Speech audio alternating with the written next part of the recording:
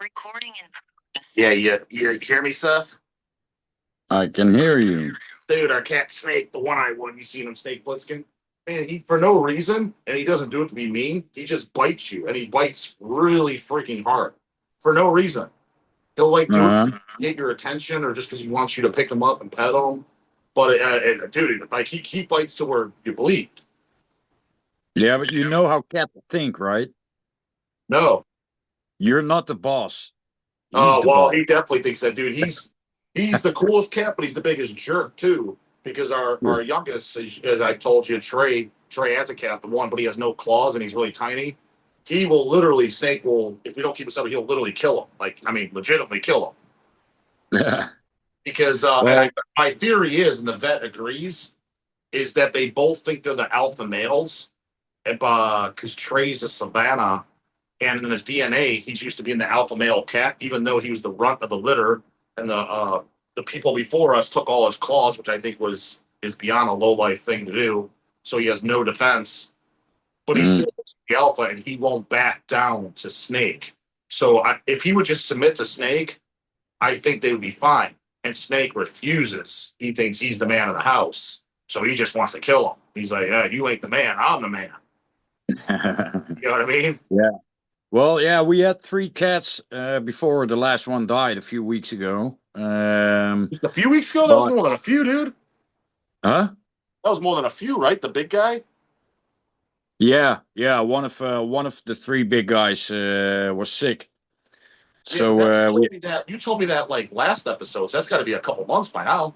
Yeah, it's probably, Okay. but it's been a wild last couple of weeks. Let me say it like that. Yeah, you're telling me. Yeah. Like, Did you get that one problem solved? I know you can't talk about camera, but you get that thing solved? Oh, from work? Yeah. No, not yet. So you still dealing with that? Yeah, well, but I got the time, bro. Yeah. I got all the time of the world now, so I'm just waiting until you're off for a little bit now, at least, right? Huh? You're off work for a little bit now, aren't you? Yeah, a couple of weeks. Yeah. Oh, you got 2 weeks, huh? Yeah, but I got probably 4 or 5 more to go. So I'm good. What do you mean 4 or 5 more what? Weeks. Oh, okay. But just 2 weeks off though. Yeah, before they got the problem solved. Okay, yeah. Okay. Yeah, but you get at least a little break in between now. Oh, hell yeah. Yeah. And I kind of enjoy it. I mean, yesterday I went to see Igor. Probably something you don't like at all. The French industrial death metal with opera and Balkan music in between and a completely crazy band. But they were amazing live, bro. I mean, you said Igor. I thought you meant freaking Winnie. There's a Winnie the Pooh movie. It's Eeyore. Eeyore. no, not that one. I meant Igor with 3 R's at the end. No, I don't know anything about it. It's really weird. It's it has death metal elements in it, but also industrial stuff. But it's all over. It's just really, really crazy. But I gotta say, really original as well. And it's like,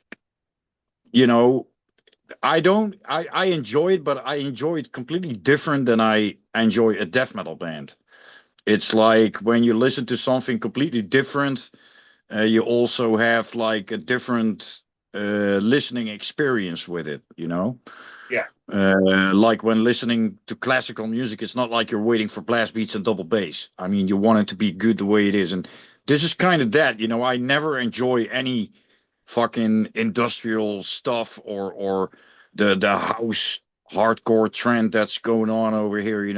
I cannot be bothered with it because I think most of it is really cheesy, badly written for lame ears, people who need the easy fucking food, just like pop music.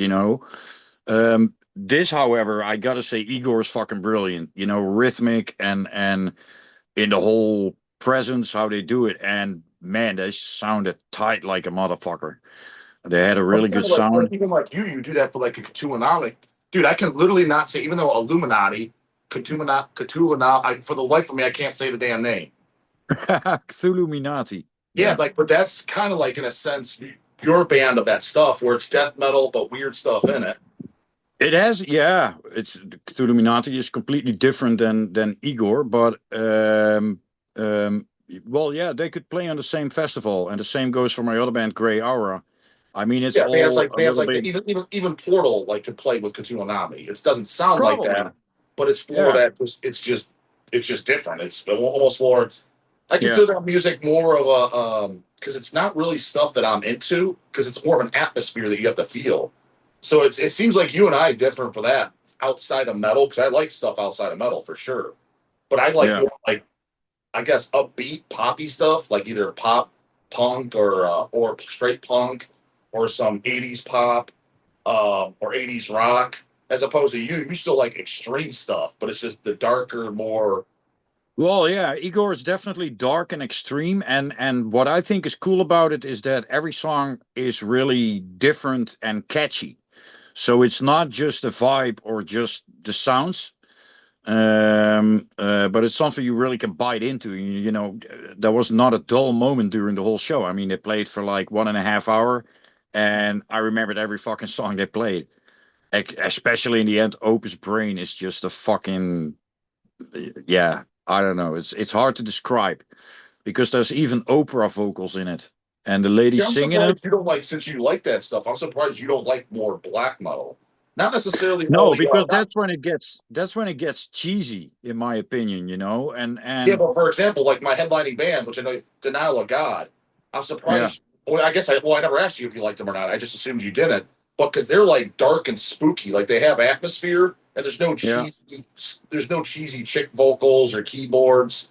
But it literally just sounds Mm. dark and spooky. But it's black metal. But it's also not Marduk either. You know what I mean?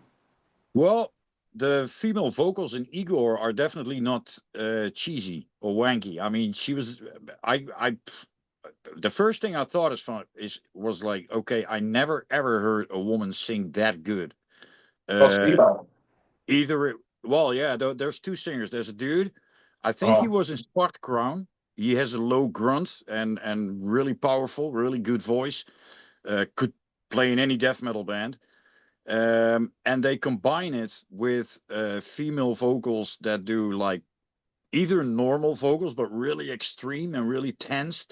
And she can also do the high opera kind of thing.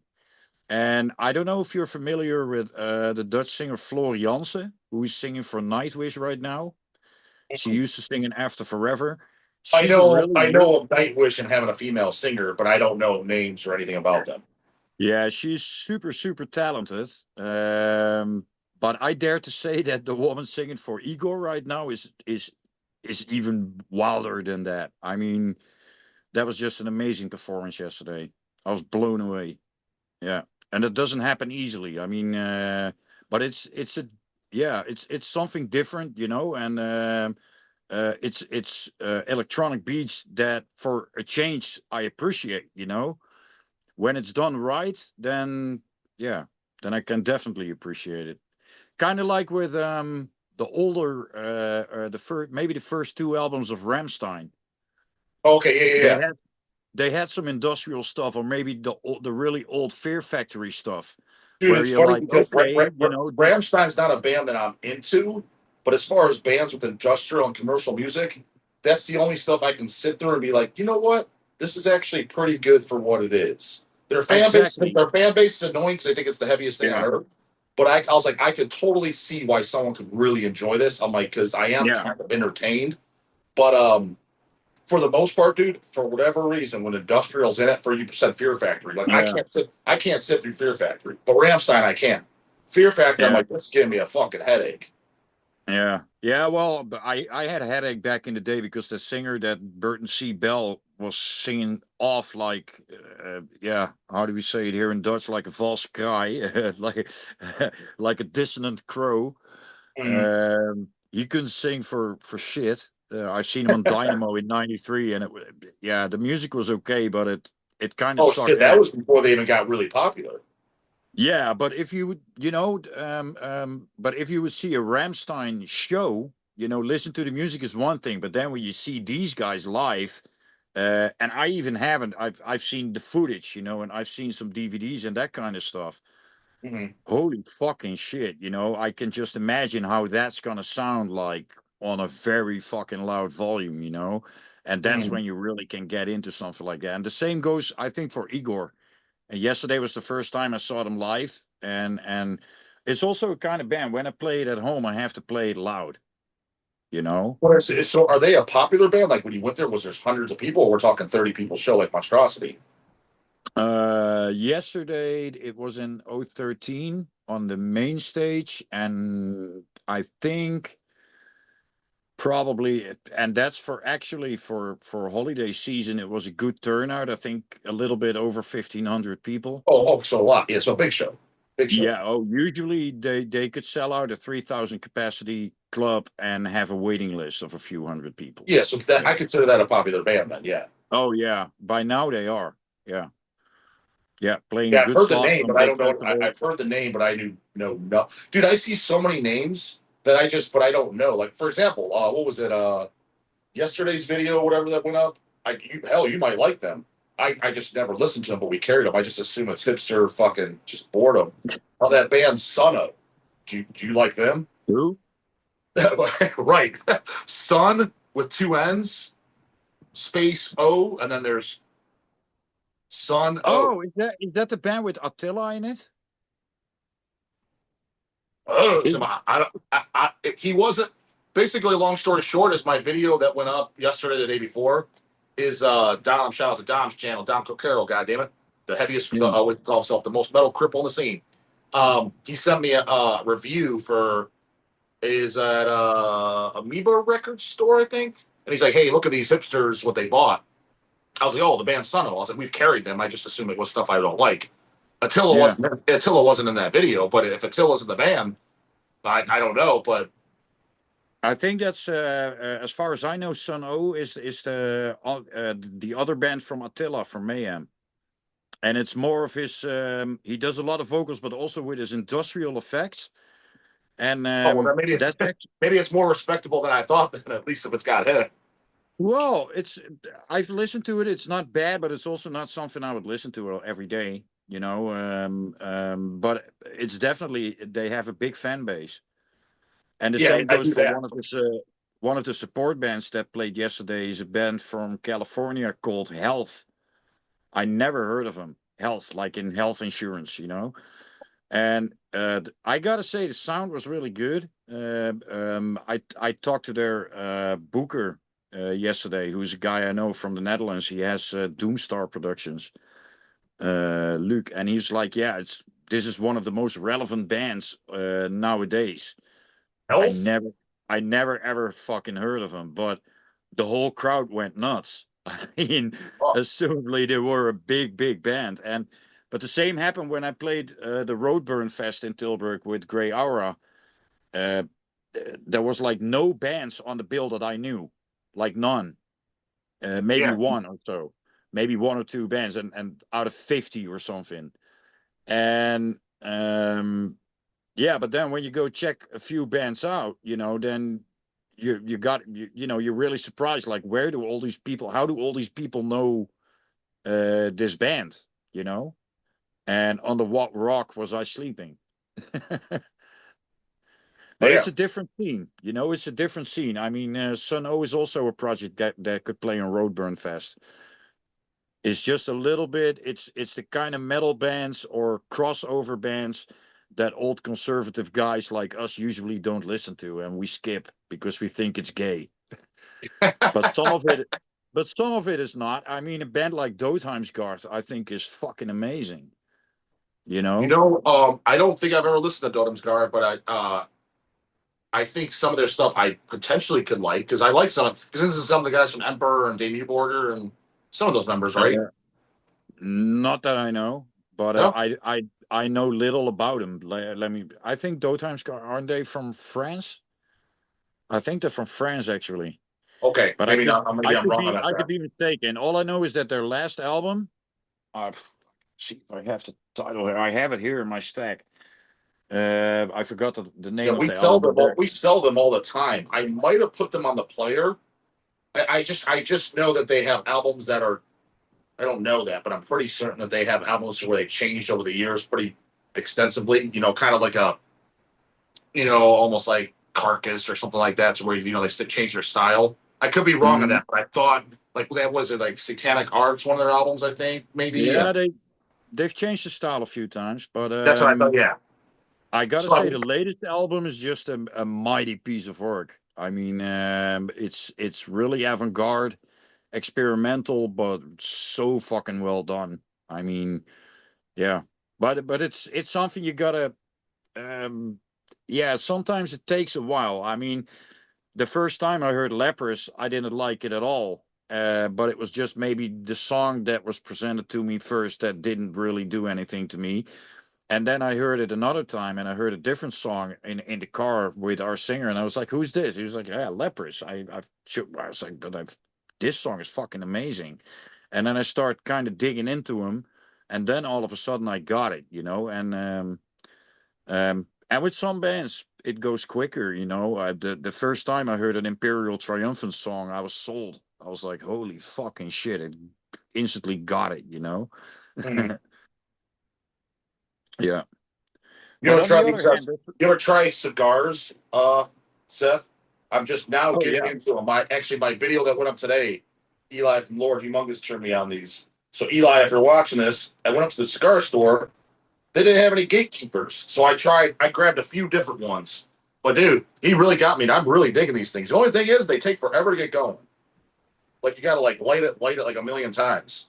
But Yeah, I know. I have you? got one So have you here. ever? Hey, because you smoke weed and cigarettes, like, have you ever tried? Like, I tried them like once. I'm like, it was okay. Also, you have some.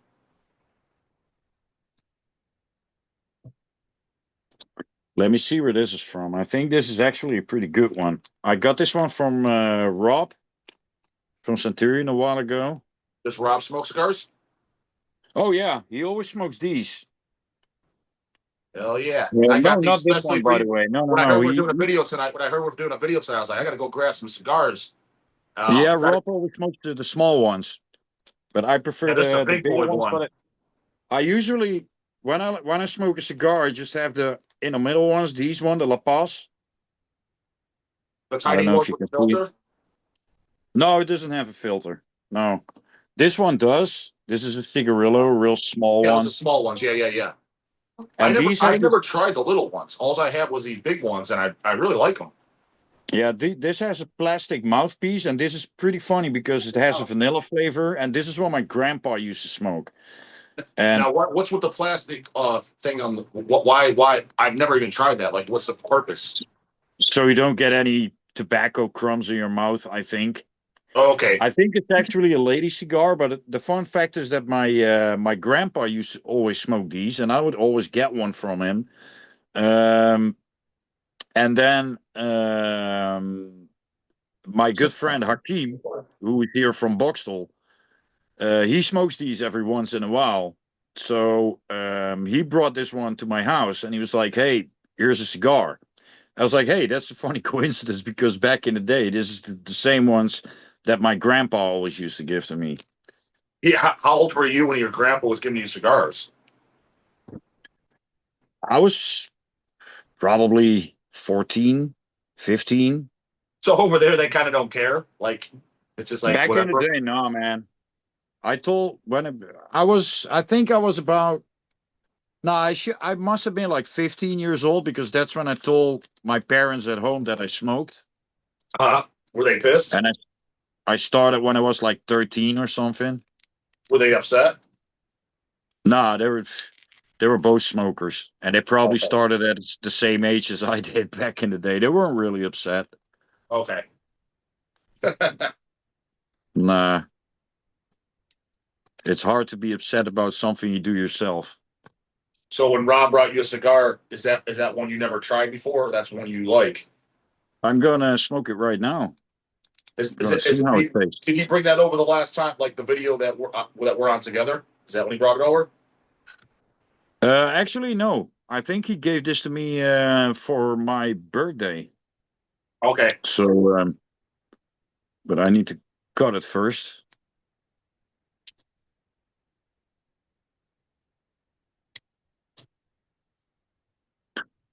See if that works. Choppa. There we go. Cigar crumbs every fucking where now. Do you use a torch to light yours? Like Uh, a flamethrower torch? Because like these things take fucking forever to light. yeah, the flamethrower things are the best, but I don't. Well, yeah, I have one somewhere. Don't know exactly where, but it's empty, so I need to fill it up. No, I use simple gas lighters. I Yeah, but always use the Jeep. it takes extra almost forever for those, right? You just gotta suck harder, brah. Yeah. Okay. It's okay. So I didn't know. I was trying to learn them because that's what they're saying. I'm like, man, these things take a while to get going. Like, yeah, they I do. don't know. I'm probably doing everything wrong when it comes to smoking cigars. That's what I I mean, assume. yeah, you shouldn't even smoke them on your lungs, but I'm like, okay, man, how else are you gonna smoke? It's not like I'm gonna have to smoke in my mouth and puff it out. Oh, you I'm gonna inhale? inhale. So you inhale at each puff? I always inhale. Yeah. I mean, I can tell I get a little bit inhaled, but I don't intentionally inhale because I guess you're not supposed to. Because you could tell it is stronger. So I haven't been, but you could tell you get some in, like with the, just I don't know, accidentally, if you want to call it that. Is that the little guy or the big guy? This is the big guy. Okay, yeah. Yeah. Let me see where it's from because I think Oh, I don't even know where mine's from. Mine's from Dominican. Yeah, Dominican this one is. I just got a few different ones to try it. This one's good. This tastes like the Gatekeeper that Eli gave me. Very similar. I don't really see a country on here, but let me see if it's probably on the fucking wrap. Yeah, I don't know if all the raps say the countries. This one does. Dominican. Oh, this is from Nicaragua. Damn. I think I got a Cuban one. I might have got a Nicaragua too, because that sounds familiar. White Series Monte Cristo. Oh, this one's from Monte. This one doesn't say either. But I think I got a Cuban one and a Nicaragua as well. I think so because it said in there Arturo Fuentes. Yeah, dude, I'm a total noob to this shit, so I don't know. But Same here. I know shit about cigars. yeah, I smoke them. You're 13. You Sometimes, ain't new. and so yeah, but I don't pay attention to cigar. I know more about weed than I do about cigars. Oh, okay. I smoke some every now and then either I like them or I don't. And then it's like, oh, it's from that country, and then when it sounds exotic, I'm like, oh, okay, cool. Well, then the cigarettes that you smoke, the tobacco, and I know you roll your Zolms. What brand do you smoke? Right now, a really cheap brand from Germany called Buffalo, Oh, okay. and it's just because it's cheap and it's okay. Okay. It's all right. So yeah, and because there's a huge difference in price. Oh, right now, because they put the prices in Holland up for one pack of 40 grams. I pay around 23 euros, and for the same pack in Germany, I pay 6.5 euros. So Okay. imagine, yeah. So when I buy the 10 packers, I'm saving like what is it, like 170 euros on one big pack. So when I buy How many cigarettes does that make? one pack makes about, I think, well, I got the 40-gram packs, which is maybe like 40 cigarettes almost Okay, so like 2 packs. Okay. for 6.5 euros. So that's a good Yeah, price. yeah, it's really, really cheap. But Yeah. I use them for joints. So maybe, I don't know how many. I never counted it. Yeah, okay. But I So use like which practice did you come back from? Gray Aura. Okay. Do you have a Yeah, we practice got night for each band? huh? Do you have a practice night for each band? Well, now with Gray Aura, we just practice whenever we have a show coming up. So actually, the last show was almost a year ago. So we didn't play for a long time, and now we got a show in 2 weeks. So Where's that at? It's actually in Utrecht at the place where we also rehearse because they have a club and a stage and everything. But they're gonna have a 2 day outside fest called Duister Oh, Collectief, with also a lot of these avant-garde crossover bands, mostly black metal orientated. And actually, one of the bands that opened for Igor yesterday, called Doodseskader, they're gonna play as well on the same day as we play, and I think they kicked ass last night. A really experimental band, only two guys, a drummer and a guy with electronics, and sometimes a guitar or a bass guitar, and he does vocals. Completely tattooed head, and they had a lot of visuals, but also really cool songs and yeah, really aggressive music. So looking forward to see them again. so there's They're at from least a couple Belgium. bands playing that you actually like too that you get to play with. Oh yeah. With Grey Aura, we already played twice with Imperial Triumphant. That was a treat. I mean, I like that a lot. Yeah. So yeah, I get to know every now and then. It's like I discover new bands. But on the other hand, there's also some of these avant-garde bands. I look at them and I'm like, okay, next, you Yeah. know. And that's the thing with it. It's most of the times either you like it or you hate it kind of thing. There's not a lot in between. But I think that's good, you know. I could totally see that, although I haven't listened to much of it at all because all that I heard, I was like, it's just not my thing. But Mhm. I never sat down and gave much of it a chance too, just because it's like just one of those things. Like a lot of stuff, I just assume I wouldn't like it, you know? Yeah, yeah, yeah. And sometimes a band doesn't have or doesn't get presented in a way that you like. You know, like you know what I mean? When it's like too commercialized or I don't know, man, too cheesy or you know, if you don't believe in it or you don't feel it, you know, it's hard to like it. Yeah. It's a combination of all those things, you know. So, but you never know. I mean, something you don't like now, you never know in a few years or weeks or whatever, if you're gonna like it or not. You know, happened to me too. Yeah. But Because when there's you're been a like few. young, when you're in your early 20s and stuff, let's say beginning of severe torture, early days, or like feasting on blood, did you like any of that stuff during that time? Oh yeah, especially bands like Dillinger Escape Plan. Mm. Well, Dillinger came a bit later, I think, because I think the first time I heard that was on the Cannibal tour in 2002. Okay. Um, I might have heard the first album, but didn't really care for it, or I didn't really know if I heard it. But then I think it was, oh no, I don't think I know it was Marvin in Severe Torture, and he had the mini album from Dillinger Escape Plan with Mike Patton on vocals, and he played it, and I was like, holy fucking shit, this is just so fucking good, you know. And I was listening a lot to Cephalic Carnage and all that kind of stuff, so it kind of fitted in with that, you know. And the guys in Cephalic Carnage kind of put me on a Mr. Bungle at that time, so yeah, that all found its way. Okay. Um, but in the early Severe Torture days, I can remember that we all went to a Primus gig in Eindhoven. Uh, that was probably somewhere in '97, and I was there with like leather pants and a bullet belt. I was just did the Of Purest Fire EP, Yeah. Yeah. Okay. going to a Primus gig in between a lot of weirdos looking at us like, what the fuck are these metalheads doing here? You know, like Yeah. Yeah. these death metal heads, like looking all death metal and wearing D-side and Christian shirts and that kind of shit, you know. And we're like, yeah, man, fucking Primus. I think they had the Brown album out back then. Does the So, average yeah, does the average person in Holland know like what death metal is? Because for example, the average person in America just walking in a supermarket, they don't. But I just get the nah, vibe because it's a smaller country and metal's more popular in Europe in general.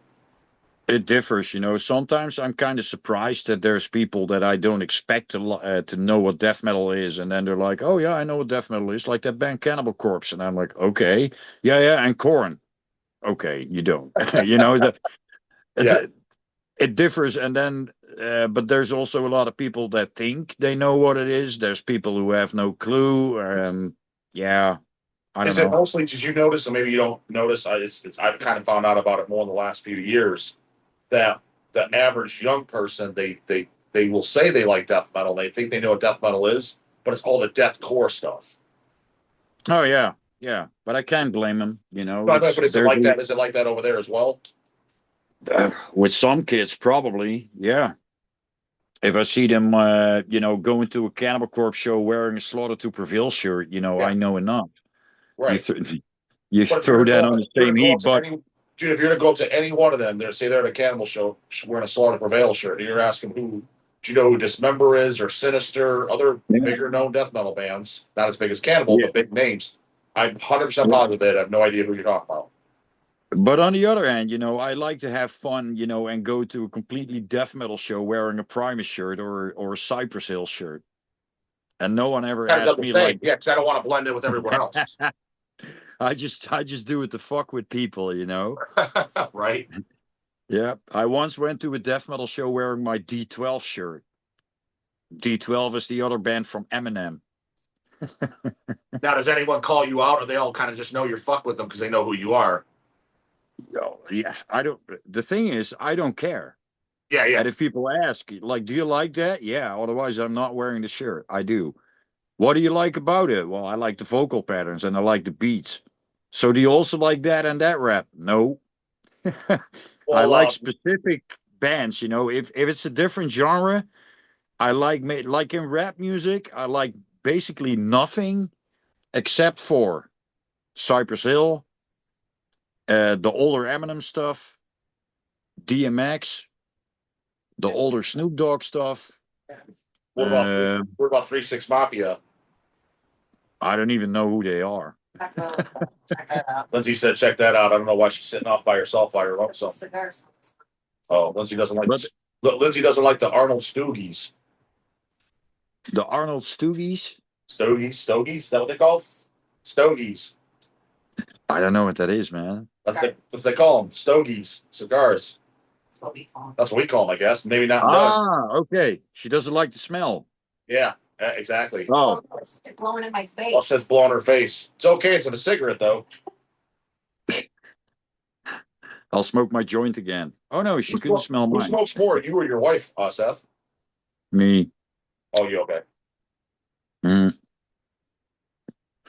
Yeah, that's an easy question. She smokes a couple of cigarettes a day at most. Oh, she don't And smoke that. Oh, so not much at all. and for me it's kind of like a marathon. Oh, yeah. Because you smoke like a pack a day. No, no, not really. Um one of those packs of tobacco lasts maybe 2 days. No. But a pack, like I consider, is 20 cigarettes. Do you smoke 20 cigarettes a day? No, but I roll joints, so they last longer. Okay. But I don't know how many I smoke. Yeah, man, they're that like today. It's a longer day, probably 15, something like that. You smoke during practice? Not during, but in between. If we have a break, we're not allowed to smoke inside in that building. Okay. So, but usually we play the set twice. We got like 3 hours.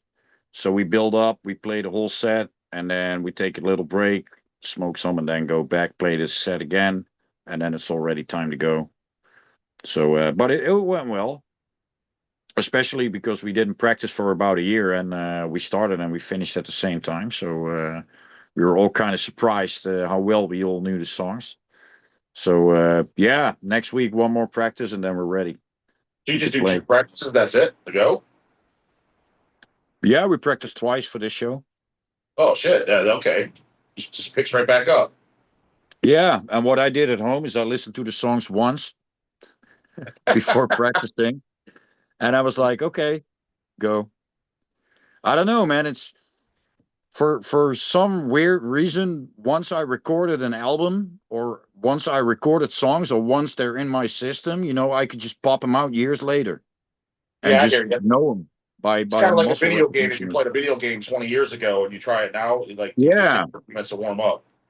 Yeah, you still know the controls. You still know where Yeah. to go, or yeah, Because I was kind of like, exactly. I don't really play video games much. It seems like we bust out the Sega Genesis once every 3 years, but they all bust out a game like Mortal Kombat or something. It's like I haven't played this since I was a kid, and within 10 minutes, I'm like, oh, I'm pretty good again. So I haven't played this in Yeah, 20 years. yeah. It's Yeah, like riding a bike. yeah, Yeah, kind of, yeah, yeah. So I guess I could see yeah. that. And so yeah, it went pretty well. And well, of course, you can feel it on the muscles a little bit, because I don't really play drums at home. So, but on So the you'll be other sore hand, tomorrow. hmm? Tomorrow you'll be sore. You think? No, no, it's usually once you start playing a little bit faster and the milk sour comes in your muscles, that's when you feel and it tires a little bit, but it's okay. Just that's some endurance that comes back after a few, more constant playing. And after the show that we have done, if we're finished with the Gray Hour songs, or show, that's when I'm gonna have like most of my weekends available also for the new band, and that's a lot of blasting. So, I'll probably be back in shape in no time. That's the Necrosanctus. Yeah, yeah. Did you finish any more lyrics? Working on it. I'm working on like three more at the same time, but You have no, one completely finished, don't you? I got one completely finished that I think is really, really good. And with the other three, I'm still working on them, so they can be better. And I want some adjustments, and I'm trying to fetch them on the songs better. And So sometimes it takes a while. the quote unquote demo or first release that you guys are planning recording, how many songs do you think it's going to be in total? I don't know, man. Oh, you don't. Okay, so you don't have a Um, set thing, just whatever. It can be 5 songs, it can be 10 songs for all you know, just whatever comes. yeah, because the material that we have now, we got now for the next rehearsal, we got two other songs planned than the two that we did on the first rehearsal. So we're gonna jam them, and then actually we have like another one that was a demo that I think Rule sent or Bob. I think both of them actually sent a song. So we might have already six songs to work on, and a lot of loose riffs. So I don't even know if the first release is going to be a demo or maybe even an album right away. Because when we have like, I don't know, 8, 9 good songs finished, why not just record a whole album, Yeah. skip the whole fucking demo Or process. whichever you do, you know damn well Hells is interested right out the gate. Hell yeah. I I don't see a reason why not. I mean, I talked to Rule and Bob about it, and they're pretty excited about it too, and they're like, man, we don't need the biggest label or whatever. We just need someone who's down with the music and who likes it and, who's into it. For us, that's way more important. Yeah, I can For us, fully understand that too. Because honestly, man, like again, like yeah, it'd be cool to me too, even if it wasn't Hells, if it was Iron Bonehead or Nuclear Now, somebody that I actually know there actually listens to metal. Because dude, when you bring up Nuclear Blast and shit, I'm like, who even owns that place? I just picture some douche in a fucking suit and tie who's just collecting yeah, checks. I mean, don't get me wrong, we do this for a business too, and I make a living off of it. But I was like, at least yeah. I mean, I still collect records and I'm into it. I was like, to their defense, maybe they still do. I was like, but I strongly get the vibe that they don't. Well, I think all the people working at these big labels still listen to a lot of metal and a lot of stuff that comes out. But over the years, they've heard so much and they get so much demos on their doorstep. And so I can also imagine that there comes a point when they're like, okay, fuck all this. I'm just going to run the business and listen to whatever I like to listen to because you only have 24 hours in a day and you can spend them once. Well, to be honest, I can't really knock that because I'm kind of at that point too. But don't get me Yeah. wrong, when stuff comes along, like again, a member like yourself, he was in Centurion, severe torture. They're doing a band. I'm like, oh, I want to hear that. But I'm not gonna lie. If some kid who I don't know who they are, if they just send me a demo, unless it's got a really cool cover, a really cool image, or a really cool logo, or something that looks badass, I'll be honest. I'm like, dude, I'm not even interested Yeah. in listening to it. I'm just. It's Yeah. nothing against. Like I'm just not. I'm like, because I get. Dude, just a Dead by Dog alone, I'm not even exaggerating. I think I had like 12 discs just handed to me. And that's normal. Yeah. That's not even counting just through email. People send shit. Yeah, so it's Yeah, like, and just some of it I do listen to because it looks really, really cool. But some of it's Yeah. like, dude, this don't even have a cool cover, man. It just doesn't even look like, come on, man. Like, if you're trying to draw me in, give me something that looks at least cool. Yeah. But you just gave the answer. I mean, when you know someone, it makes a difference, and that That's probably it. goes to, and that probably goes the same for these guys. I mean, when they know someone really well and they put an album out or they have a demo, whatever, they want to hear it, they want to check it out. And it's also about personal recommendations, you know. So if I tell you like, hey man, this is something you really got to listen to, uh, or a good friend of you that always does your good recommendations, someone you really, really know well for a long time, does some recommendations, that's when you're going to check it out. And when Yeah. some just a Facebook friend does a recommendation that you never heard of, and you're like, okay, yeah, whatever, Right. you know, you're not going, or just something comes by you in the timeline, you're not going to check it out. I mean, you can check out new stuff all fucking day. But Correct. when someone says that you respect and that you know has a good taste, and he says like, "Hey man, this is something you got to listen to." I mean, for instance, um, got it here because otherwise I would forgot all the fucking names. There's been some good releases lately. I mean, first of all, have you heard of a band called the Enmity Offensive? Mm-mm. No. The Enmity Offensive. That's a band with Nicholas Kulchicki. He was an Anal Blast before, and he's Oh, playing okay. guitar for this band.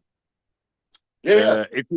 If you look at the logo, you might think it's deathcore, but it's definitely not. It's death metal, and good death metal with good riffs, good leads, sick riffs, sick vocals. Is Kind of that a stuff. is that their first release? Yeah, it's an EP. You can look it up online on YouTube.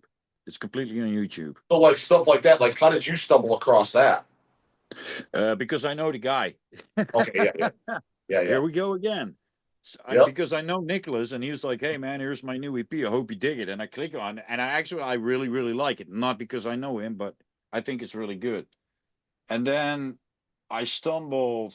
Uh, Also funny because I saw this band, and I was like, "Hey, oh, it's on a Bladed Records."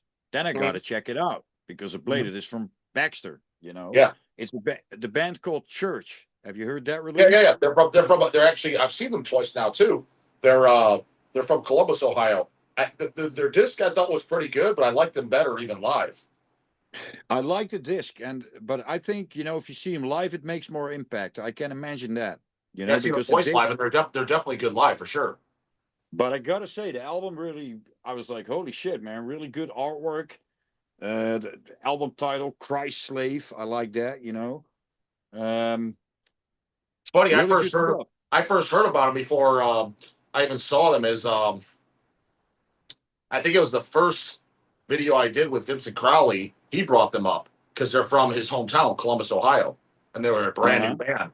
And yeah, I saw them a couple times. They played with Vincent. They played with Asheron and Vincent Crowley in Columbus a couple of years ago. I was there, and they came to Cleveland, and uh, and then I saw Baxter put it out. I was like, oh shit, that's a shirt. I was like, because I didn't realize Baxter was putting them out. And then he says, oh, okay, cool shit.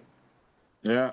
Yeah, and that's actually the reason I checked them out, because there's so much death metal coming by, with good covers and whatever. And then I said, okay, Church, Christ Slave, this looks cool. And then I saw Right. Bladed Records, check it out. Another band that I checked out because I know a guy playing for him now, Gene, from Perdition Temple, Yeah. Hexorcist, that new album. Pretty sick album, man. There's a band Gotta say, called really good. the band's called Exorcist. No, Hexorcist. Oh, Exorcist. Yeah, yeah, yeah. Okay, okay. Yeah. Yeah. Isn't that more of like And a they got, thrash band though? Isn't that like a death thrash band? it's kind of death thrash, but it's more, it's more death thrash. So it's death is the major thing in the genre, I think. Okay, yeah. It's kind of like an older Altars of Madness style death metal. Okay, okay, okay. But I thought the new album was really fucking sick, man. And who put that? And Who put that out? Invictus from Okay, Ireland. okay, okay. Yeah, Yeah, he's got some pretty good shit, man. Invictus, good label. yeah, yeah. And then I stumbled across another band um, called Enfrenzied. Album called Parasite Chamber. And this is like going back in time to the Deeds of Flesh days. Okay, yeah. But dude, sick riffs and incredible leads.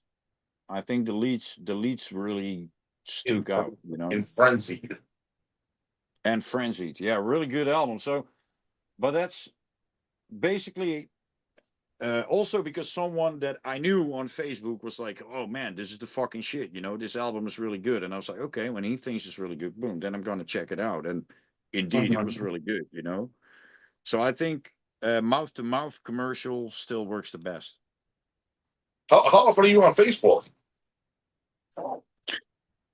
Every now and then, you know, I kind of when I sit here in my attic doing stuff, you know, I usually have it open on my computer. So, But I do don't see you everything. communicate more on Facebook or Instagram? No, I still prefer Facebook over Okay. Instagram. It both has a lot of bullshit on it, but I got more friends on Facebook than I do on Instagram. I don't really do a lot of my Instagram account.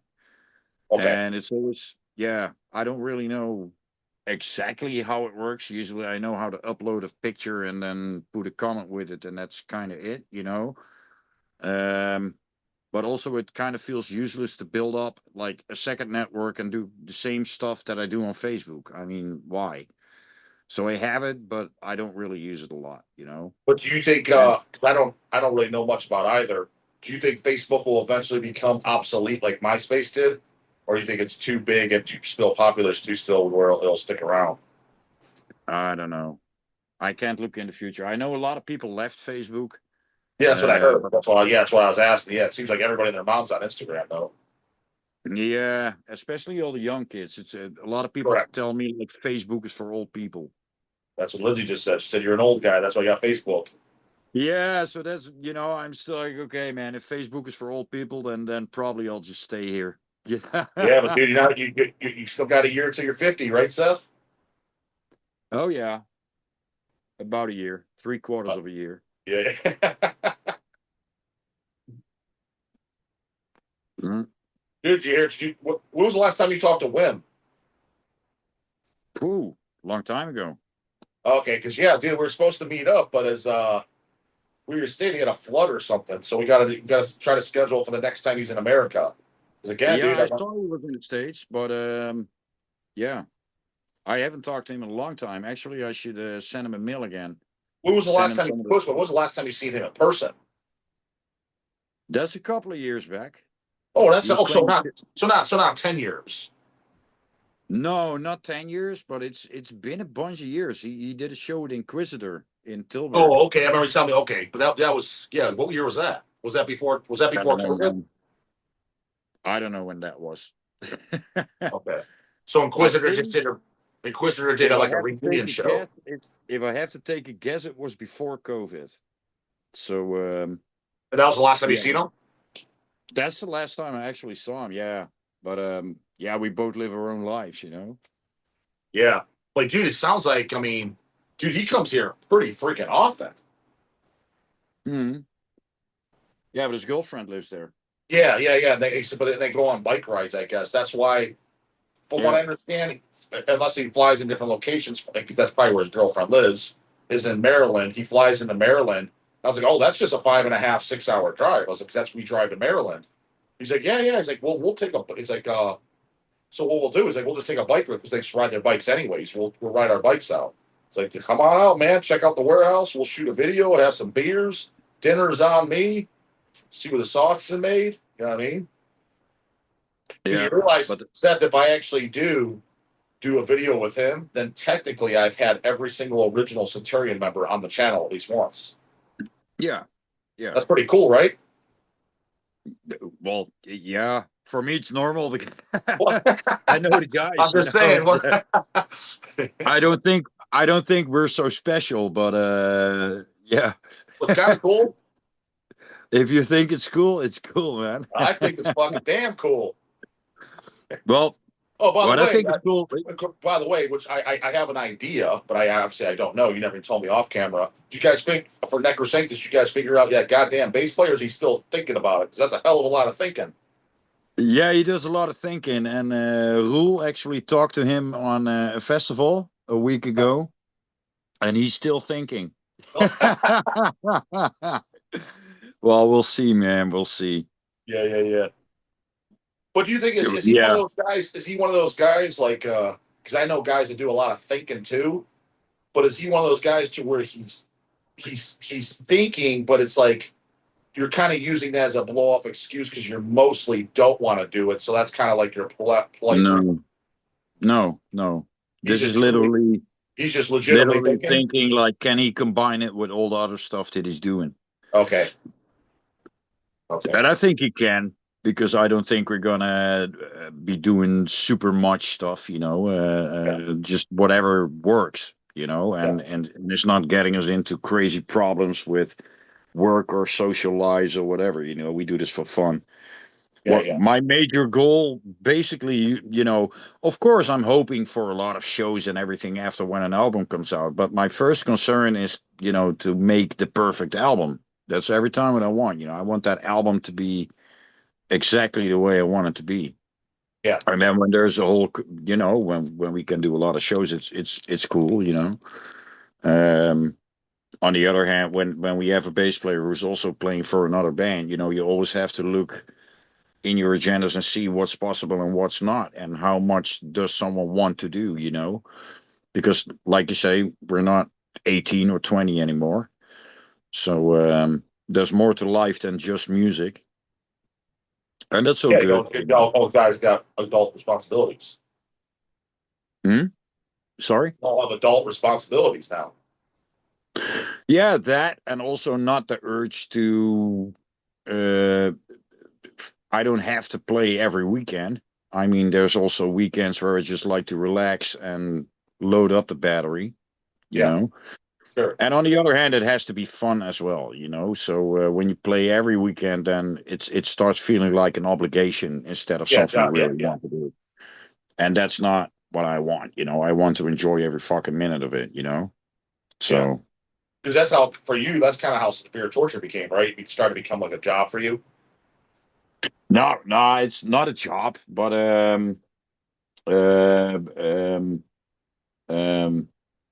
well, yeah, it started to bore. Maybe is not the good word. But yeah, on a kind of an autopilot kind of thing. And there were times where we're like, okay, man, do I really want to play the show, or would I rather be at home just relaxing, And that's when you got to realize, like, okay, maybe this is not what I have to do right now. Maybe you got to step back, because it's not an honest thing to do, And I know there's a lot of people doing it that way, I'm not going to leave this band because we have all the success. And sometimes you even see it when a band is on stage. I just checked out a video today that was in Dortmund. There was a Dortmund Death Fest. A lot of death metal bands playing. And there was one band whose name I shall not mention. And I was looking at the guitar player on stage, and I was like, dude, you so not want to be there. And it's a band that's been playing hundreds of shows over the past couple of years. That's been super popular right now. One of the newer bands. And I was looking at the guitar player and like, okay, so this is how a guy looks who's enjoying himself? Hell fucking no. He's just doing the same thing. And that's the same with, you call, for example, like Cannibal and Deicide, and I wouldn't blame them. No, not even them. Younger bands. You think they have to be kind of like, oh shit, at least some days I don't feel like doing this. Oh, definitely. Some days when they don't feel like it, they still have to perform. For them, it's just work. Yeah, correct. Yeah. And I wouldn't want that, man. Yeah. But at the same time, the trade-off is that's their 9 to 5. I mean, you don't feel like going to your 9 to 5 every day either. So. Yeah. It's like, that's a trade-off. That's kind of what it is, And on one hand, they're living the life, and on the other hand, they start hating what they love the most. Right. Yeah. Exactly. I 100% agree. Double-edged sword. So the ones who do it the longest are the ones who can keep it who can keep a good balance in that, And there's also guys who play hundreds of shows, and when you look at them, it seems like they're enjoying every fucking minute of it, And they're just made for this. Like, for instance, when I look at Peter from Vader, and the last time I met him, I was like, man, that guy's just unbeatable, man. It's just he's so fucking rock and roll. He's gonna do this until he's in his grave, probably, you know. And yeah. He loves the fuck out of it, you know. And especially when they're on stage, you know, you will never see Peter from Vader on stage bored or not feeling like it or whatever. You know, he's when you look at his face, you can already see the excitement that he feels when he sees a crowd or when he's playing his shit. You know. But yeah, like I told you, like today I saw this video and I was like, holy fucking shit, man! You play too many shows in a short period of time. And that's Completely burnt out looking. Yeah, but that's what you also see with new bands that pop up and immediately go for it, you know, go for a big success. Immediately, lineup changes.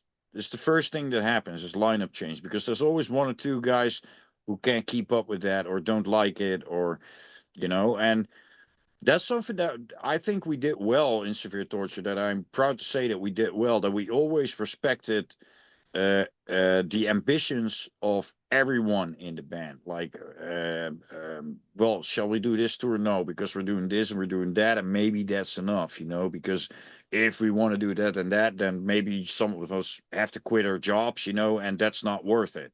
Okay, so let's just grow into it together, but also have the ambitions kind of on the same level.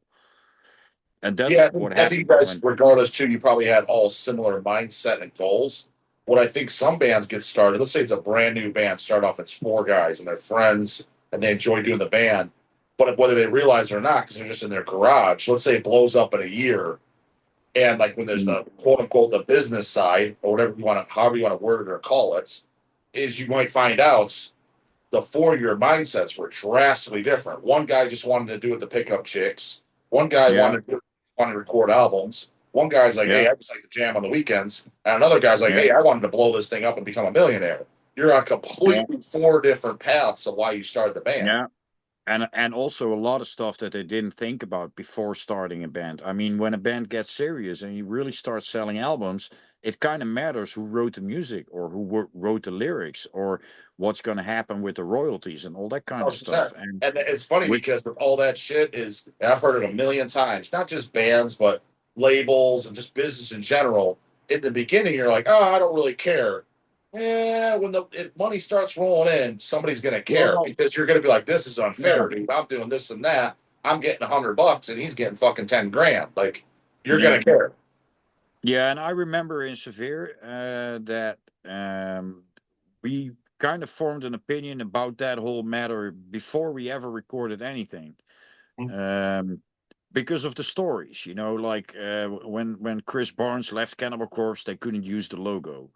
Yeah. When this person left that band, they couldn't play these songs or they couldn't use those lyrics or whatever. Mhm. Um, this person in the band gets a paycheck this high, and that person in the band gets a paycheck that high. But you can't do without any of these people in the band. So you know, so we always had the opinion like, okay, whatever you write for the band. And so we always in the first albums we put all music and lyrics by Severe Torture. And all Yeah. the money that came in always went on one heap, you know, on the band account. And usually we didn't even pay ourselves or whatever. We just put it on the band account so we could pay the rehearsal room, we could print shirts, do all that kind of stuff.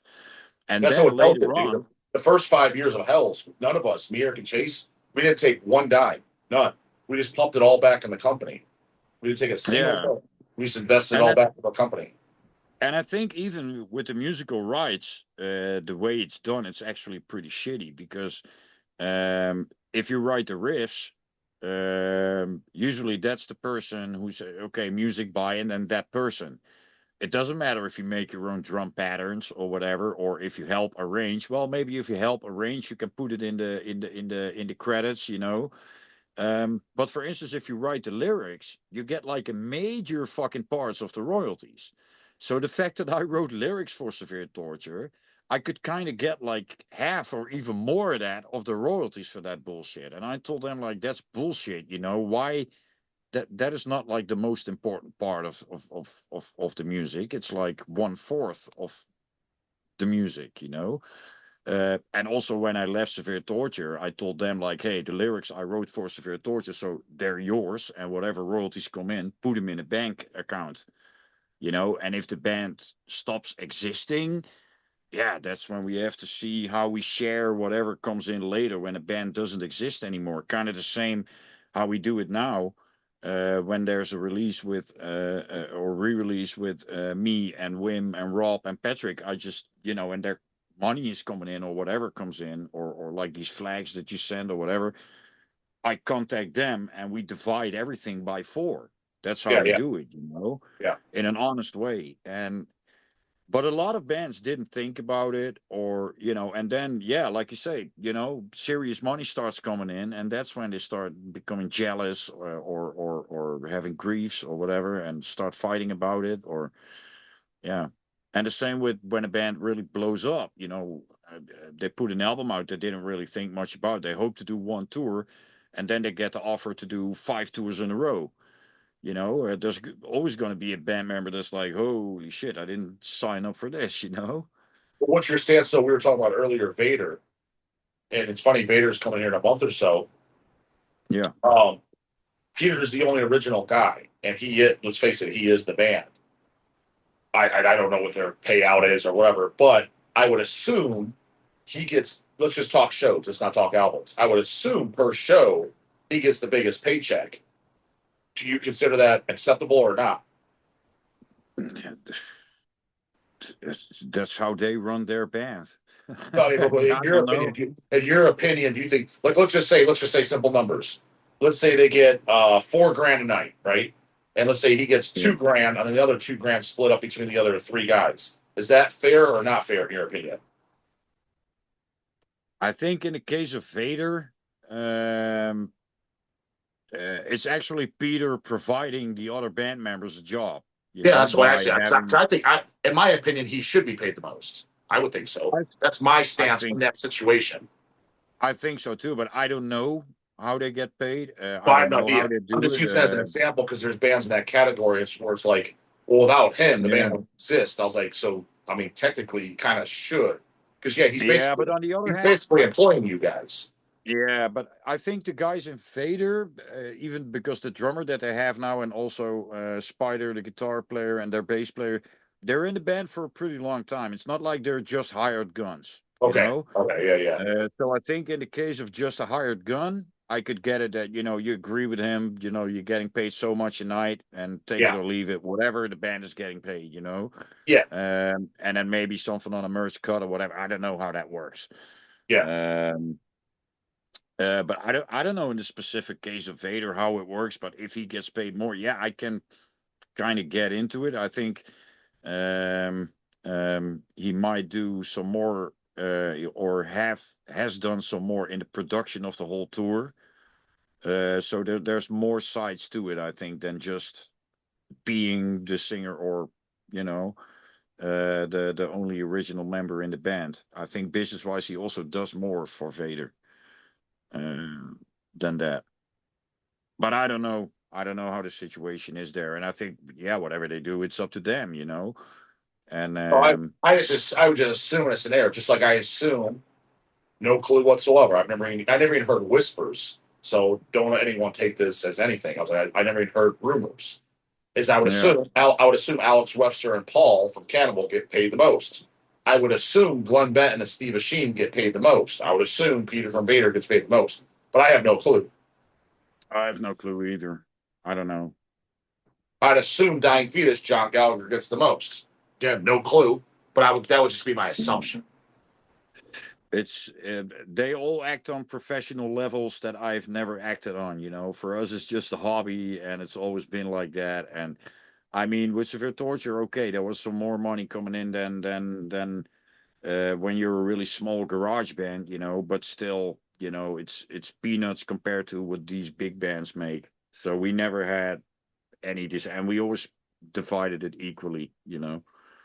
Yeah, in a band like Severe, of course, that makes total sense. You know, you Yeah, guys were all friends. It was a hobby band. It was you yeah, all had equal contributions. You're all on the records.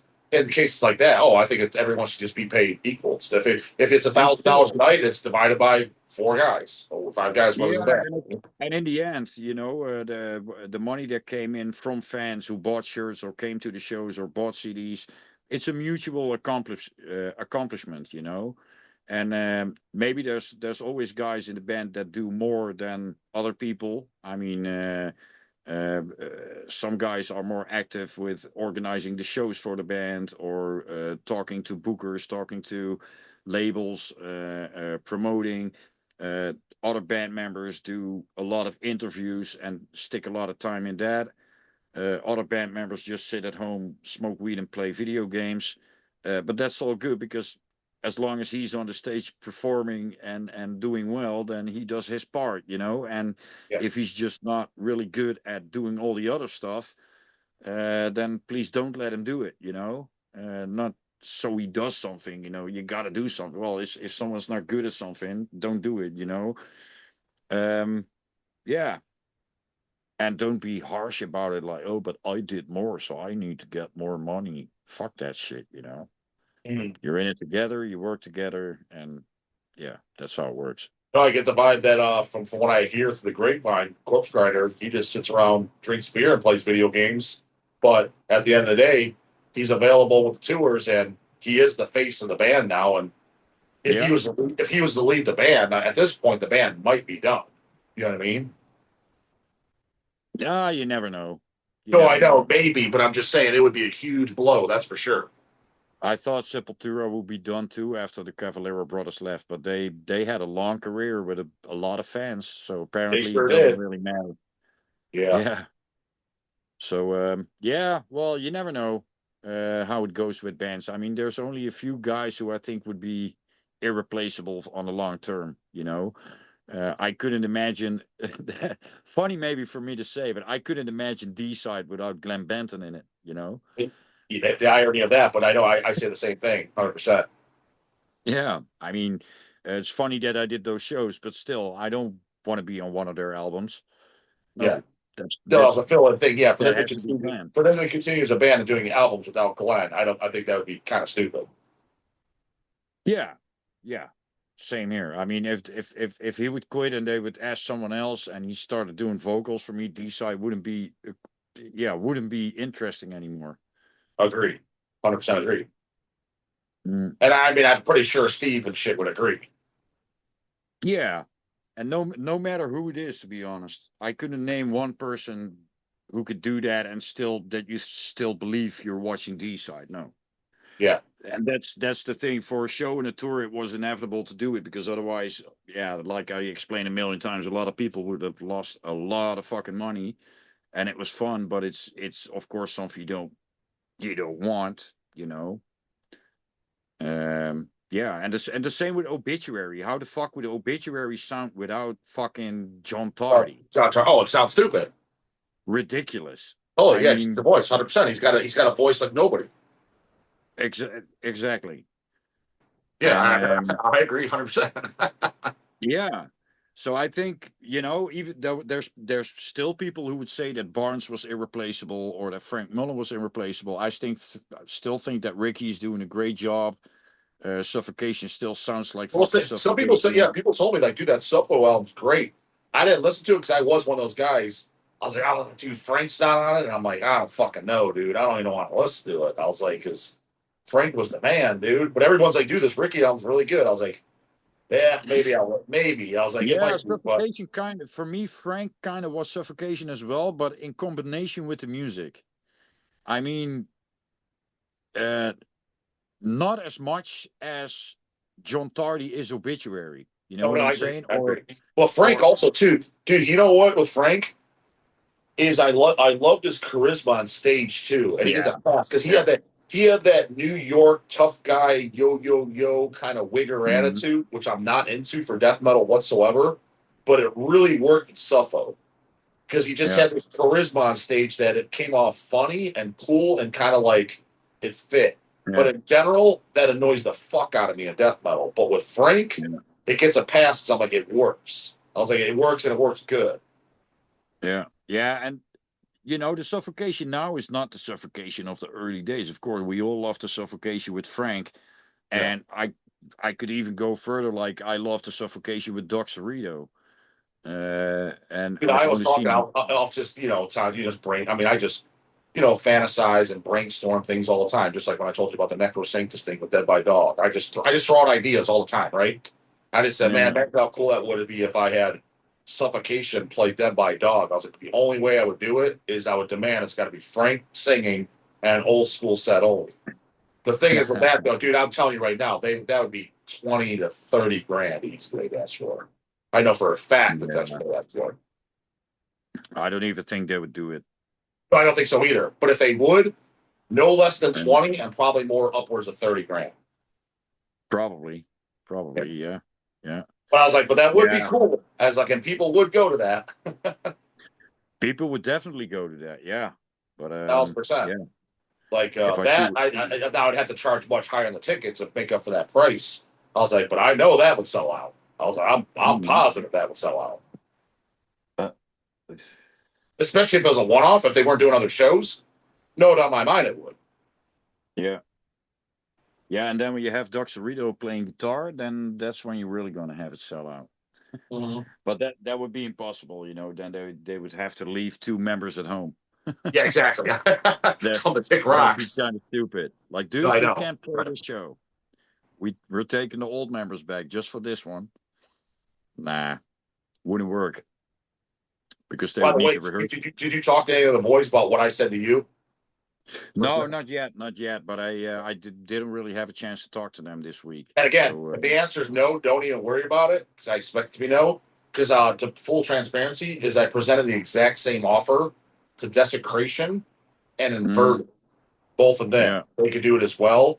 I was like, then I'll bring you over, because both bands are basically like disband. I was like, I think it'd be safe the way I presented it to them. I gave them ideas. I was like, I think there is still some but I expect, if 1 out of 3 say yes, then I'll definitely do a number 3. Because my whole thing is I don't want to just throw a third one on and just grab a bunch of fucking just any old bands. It's got to be stuff that I want to see for myself. It has to be stuff that I want. Was there any European band on Ohio Death Fest this year? European. I think Colombia. Where's Torso Fuck from? I don't know, man. Aren't they maybe Sweden? Couple non-US bands, but I don't know about European. Okay. But to be honest, so Baxter did the method that I offered, just so you know. Yeah, because you might want to ask how that went, specifically for how it went with the European bands. Oh, I know how it works. Don't get me wrong. I know bands do it that way. Yeah. I mean, I didn't give you the details, but I'd give you it off camera. I know how it works. Tons do it all the time, but it's got to be the smaller bands. Yeah, exactly. Yeah. Yeah, I wouldn't ask fucking. I wouldn't ask God to be thrown. For starters, Henry would tell me to kick rocks, and second of all, I'm not even going to ask. I was like, the answer's going to be no. And I wouldn't risk it either. I'm like, no, I'm not doing that. When Henry comes to the U.S. border, the first thing they're going to say, "Hi, Mr. Serpent King, welcome." Yeah, exactly. Man, I really like that Greg Moore album. Yeah. Exactly. Will you sign my CD, please? Right. Exactly. Have it ready there. Let me see, where are these guys from? So I think Sweden. Don't quote me on that though. There's a band I never really checked out. People on the channel would tell me, "You gotta check them out, bro." I was like, "Yeah, maybe." It's just when I heard about them, I was already like, "Oh man, it's another cock and ball torture band." I was like, "But people say they're great. They could be." And I'm pretty sure in Eternal Suffering, Columbia played. I didn't get to make it to Ohio Death Fest, dude, because denial of God, their flights canceled, dude. Remember when you texted me? Yeah. Dude, so that's why I do Thursday night. So I had to get them from the airport, and my driver got them at 7 p.m., and then I took them out to dinner. By the time we're done with dinner, it was like fucking midnight. So I didn't even get to go to Ohio Death Fest. I knew I was I was planning on going to Ohio Death Fest, and I knew because after the open warehouse, I knew I was going to be late, but I expected to go, but I didn't even get to make it to the damn thing. I wanted to go. Oh, that sucks. That Yeah, sucks. Not yeah. Torso fuckers from Finland, by the way. Finland. Okay, okay, yep. There you go. Yeah, I knew it was Sweden, Finland. Yeah, one of the. All right, cool, man. Yeah. Let me see what other. But I know for a fact they did it that method. Like I know for 100% fact.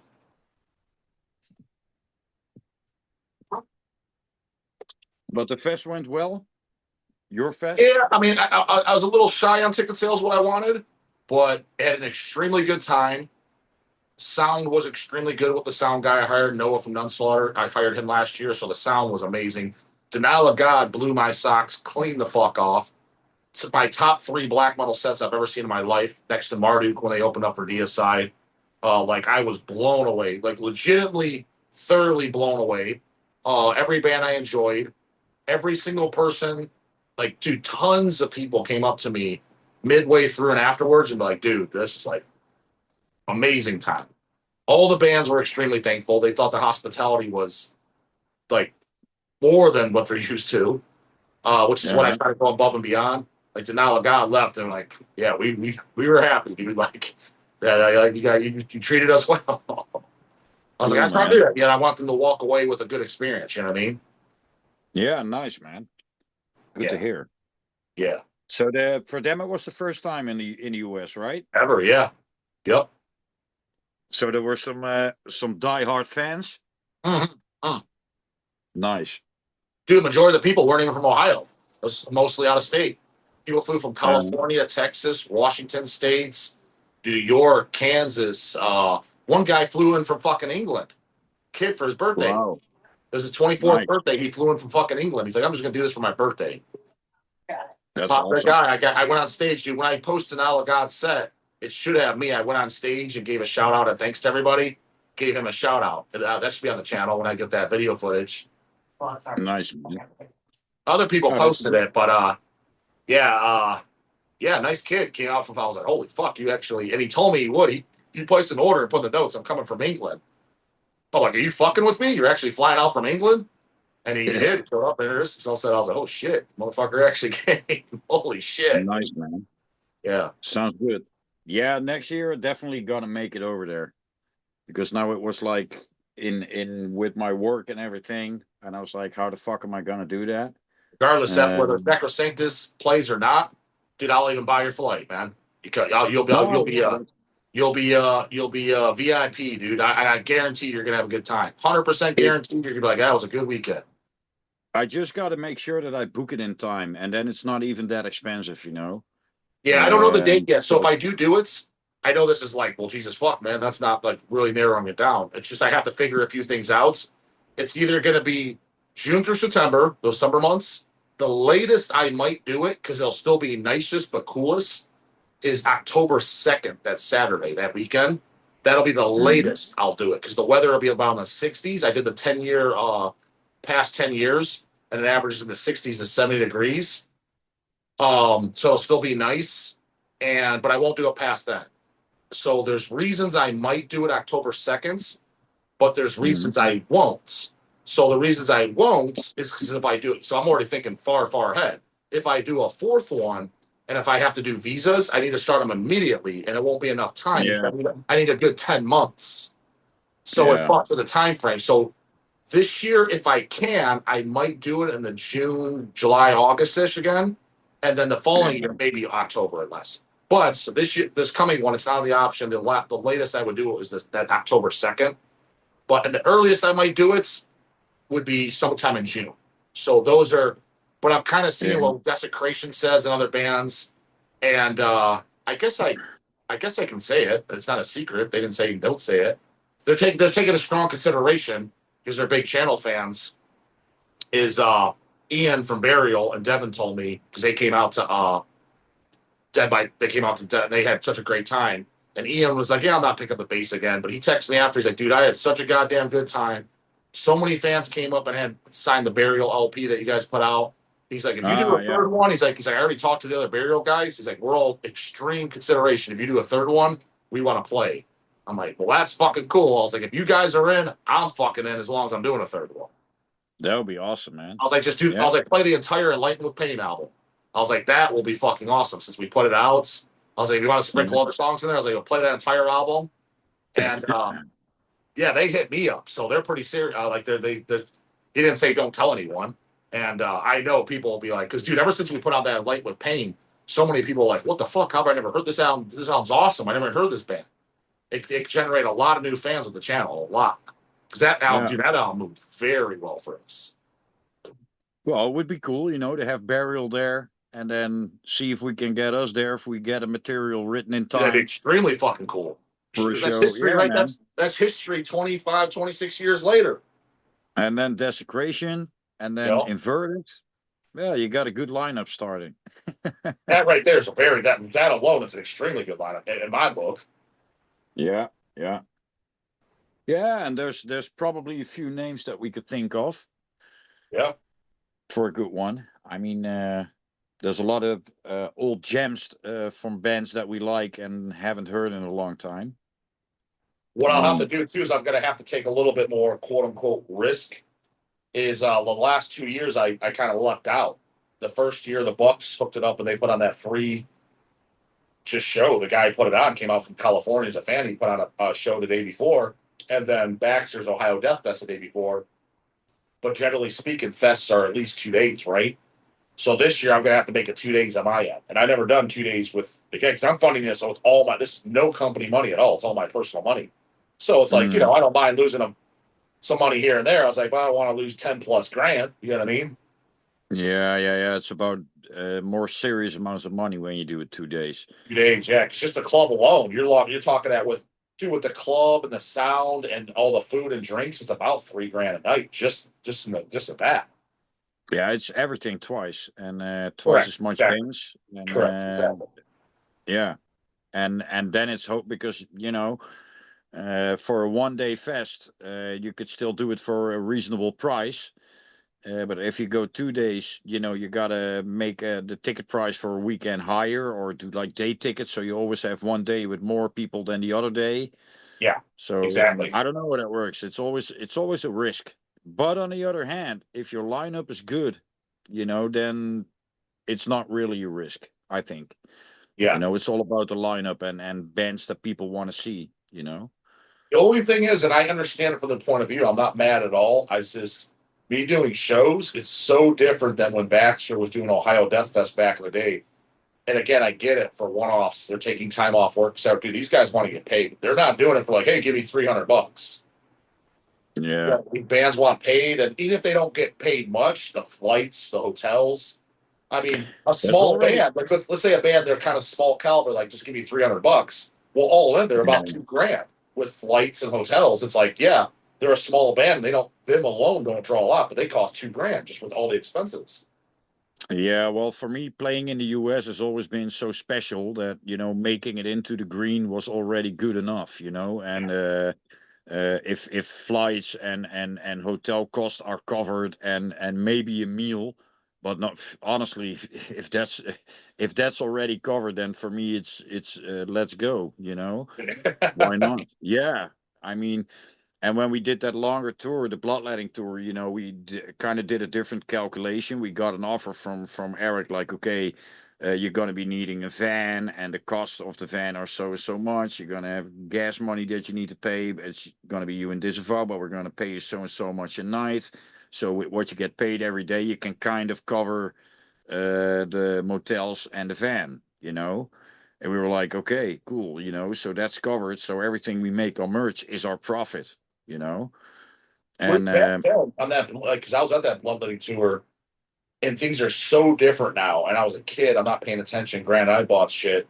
So for Severe Torture back then, like, how were merch sales? Were they good? Were they just average or shitty? Or it was for us, it was pretty good. I mean, of course, it differs per show, But I remember we had a night in London on the Cannibal tour where we sold like over £1,000 English pound, and that's a lot of money, And but but the same when we did Maryland Death Fest in 2016, we had a special shirt design made. I don't know how many shirts we had made, maybe 100 or something. And they were all sold in the blink of an eye.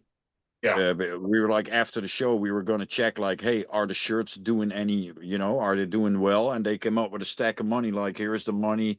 We sold all your shirts. And we were like, what? Really?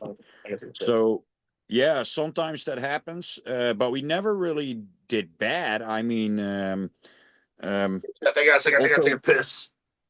Oh, go ahead.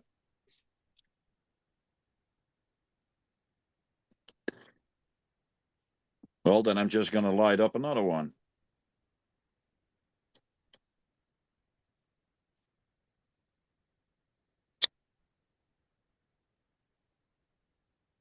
I'll come say hi to you. Hello. How are you? How are you doing? Good. Missed you How's at the the weather show. out I there? thought you were going to come out with the wife. I'm sorry? I said we missed you at the show. Justin said that you might come out with the wife, so. Yeah. She would love that as well, but she's now in Germany visiting her mom. Well, with the kids. So and that's always the thing. We also have two kids, they're 11 and 13, so we can't just leave them at home. yeah, you got young ones. Yeah. But we're planning on making a trip to the US sometime in the future, to show them and what it's all about. And they're like, they're getting older now, so they're right now more interested. I don't think it really brings something to bring 4 or 5 year olds to far away countries. They don't really get the whole idea of it. But now that they watch a lot of series and know a little bit what the States are all about, they're really curious and they want to see some stuff. Yeah, for sure. No, I get it. Yeah, we have a 17-year-old. He doesn't want to hang out with us, but he definitely has interest in going overseas. So we're talking about it. See, he might come visit you soon. Seth, tell her about. Cause I was telling her, and well, I didn't know, but I was telling Lindsay, when he sucks, just passed, but I didn't know. Like you had the what are those cats called? Maine Coon. Yeah, you had one of those big ass Maine Coon cats who passed. Maine Coon. Yeah. Tell her about that, like, because I didn't even know that. She's like, he had one of them. I'm like, I'm pretty sure that's what he said. Oh yeah, let me see if I can go grab one. Oh, you have another one. We had 3. Now we only have 2. Oh, so they're all. Oh, I thought you just said you had 3. Oh, I thought the one you had was a big man, and he's the one that passed. I didn't know they were all. No, there are 3 white big Mancoons. Dude, I never seen one. I never seen one other than on. Like, I kind of want to see one. Yeah, Dude. They're like huge, aren't I'm they? going to go grab one. I'm going to grab the biggest one. I want to see them too. I'm gonna grab my Savannah. Yeah, so Snake was on earlier, and first was Snake was on, and this Snake was biting me first in the video, Really? and I was telling him how he bites. And so we're talking about that first thing, and I was talking about the tray, how I was with that tray. So yeah, guys, got one of those big Mancoon cats. I've never seen one. I'd like to get one, but we don't buy cats. We adopt them once in each homes. Technically, Trey is a type of cat that would be sold, but we didn't buy him. He was adopted from the cable guy, and but he's a cat. Like if Trey, if they were to sell him, he's like a $1,500 or $2,000 cat. He's Savannah, but we never bought one. We always adopted kitties that need homes. Like Trey, he had the one eye. He was injured. Evie and Charlie, they weren't injured, but they're just kittens. We got them as playmates for a Snake at the time. Playmates. Yeah, right. That's kind of what we got because he was attacking them. Oh, yeah, there he is, honey. Grab a tray. so is that a boy or girl? It was a boy. Let me see if I can. Yeah. So Oh my God, he's so big. So today, So big. Yeah, this is our Let Savannah. me sit him down on my lap here. See this thing. This is our kitty set that we have to keep separate from Snake because he'll literally attack him bad. Look, this is how he's laying on my lap now What with his big claws. So Yeah, so do you guys purposely only get those ones because you like them because they're big cats, or? Yeah, we always wanted Mancoon. So when the last cat that we had died, we were like, okay, the next ones that we're gonna take are gonna be Mancoons. So Okay. then I ran into these, and him and his brother who passed away, and then coincidentally, we found a third one that needed a home, and he looked like he was like a younger brother of the ones that we had. So then we had three, and now we only have two. Now, But does this he, one's doing, like, do they sleep in bed with you too? huh? Do they sleep in bed with you? Oh yeah, Okay, because it's ours a is so it's like a big I ass can dog in your bed then. I can try to keep him out of the bedroom, but they're gonna make a lot of noise. They just want to be with us, you Oh know? yeah, ours sleep with us too, Did 100%. you see our Siamese? Yeah. Yeah, ours sleep with. I think he jumped out, started leaking. Yeah, ours And sleep with this us one too, but ours usually, they're not like big this like. one We have usually a flat lays above us. Siamese. He's got a weight So problem. me, Huh. yeah, Milo always lays above our heads, and the smaller one usually lays on one of. We have one of those old caskets, or almost, or a chest, a blanket chest in the sleeping room, in the Now, bedroom. So that's what, when you adopted the one outside of the siblings, did they? How long did it take for them to get along? 3 seconds. Oh, okay, okay. Yeah, they sniffed and they were like, okay, never really grunt or no, nothing. They was So like, okay, cool. they're not very territorial at all.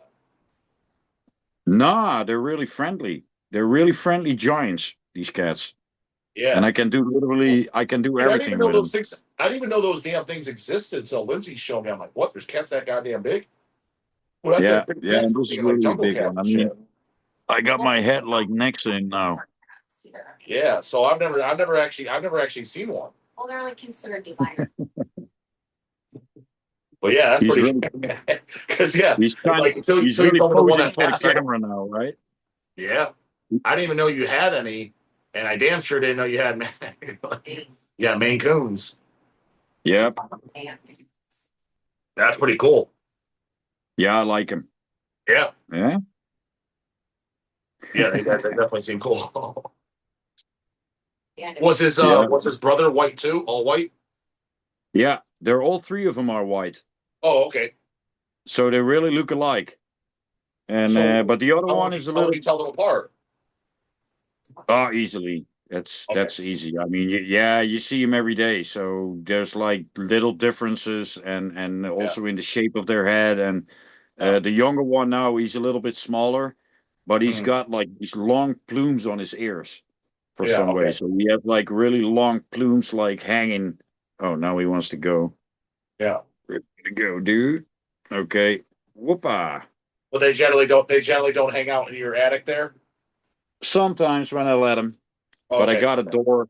I have a door that leads to my attic with a little hook. So when I don't want them up here, and they can't be up here when I'm not here because there's just too much stuff here that can break. That's what I do. And I have an office room with all my collection and the same thing. I let them in there if I'm in there, but if I'm not, come on out. I but close that's the door. like guard. Like, yeah, I mean, I got my DVD collection here, and if they would jump on it, then everything is falling off, and Yeah. Those all same. my all my Yeah. Same nerdy shit. NECA collectibles and all that kind of stuff, you know. Yeah.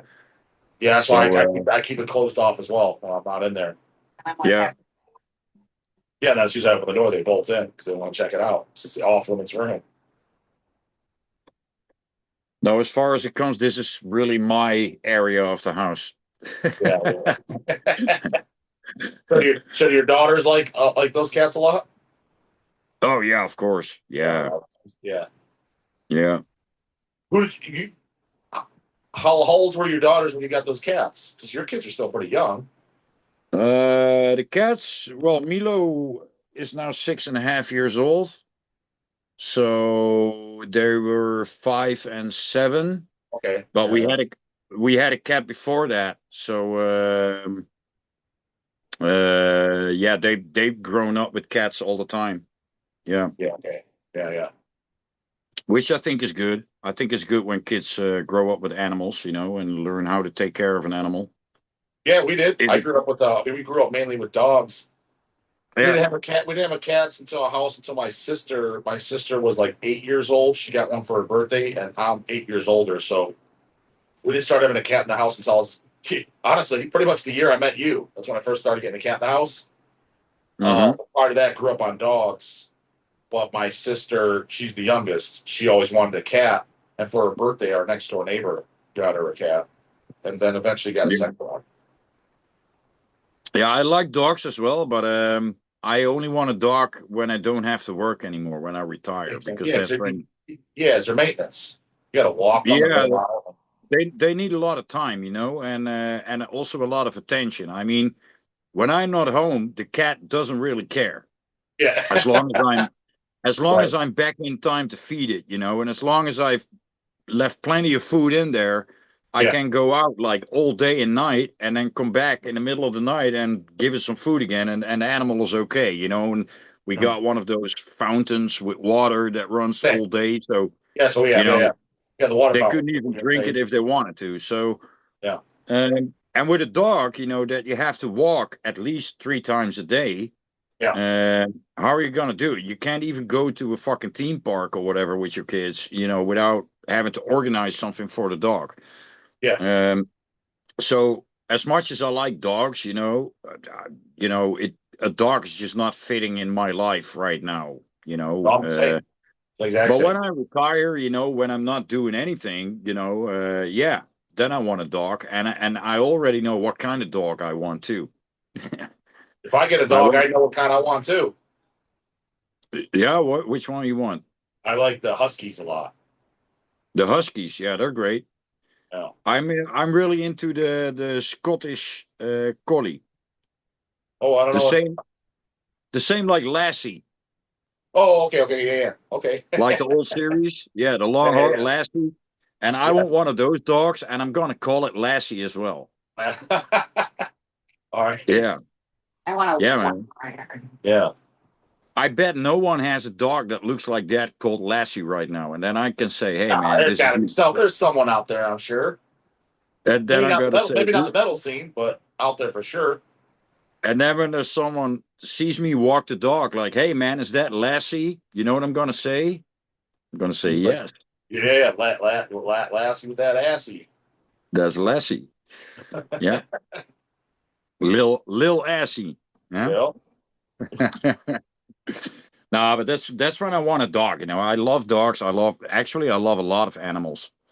yeah, There's same. uh, there's even people now who have these mini swines. These pigs, small ones. Oh, Really fucking intelligent, man. They're even smarter than dogs, and they look amazing. And I bet they're fun. But you guys have like in Holland, do you have a bunch of area where you have like farmland and shit? Like, how does that work over? Because it's such a small country. we have a lot of farmland. Do you?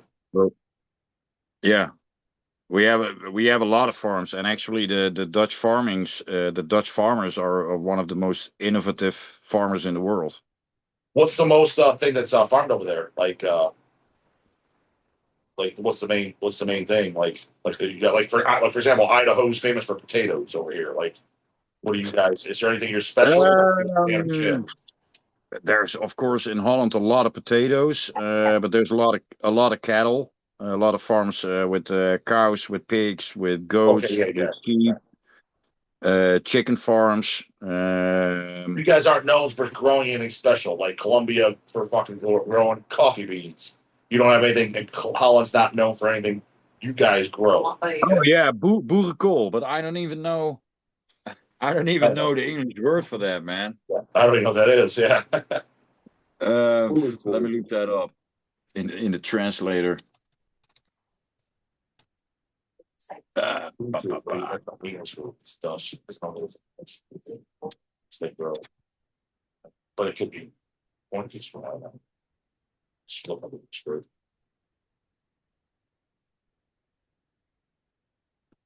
Okay, here we go. Oh, here it just says kale. Okay. Yeah. All I know right. what that is. I'm aware of it. Okay, Kale's, and then Kale's let's considered like a see. superfood. Winter carrots, Okay. typically Dutch. Okay, I Um, didn't see. I didn't know that. That I a didn't lot know. of a lot of Brussels sprouts. Oh, wait, asparagus You guys grow a lot of that.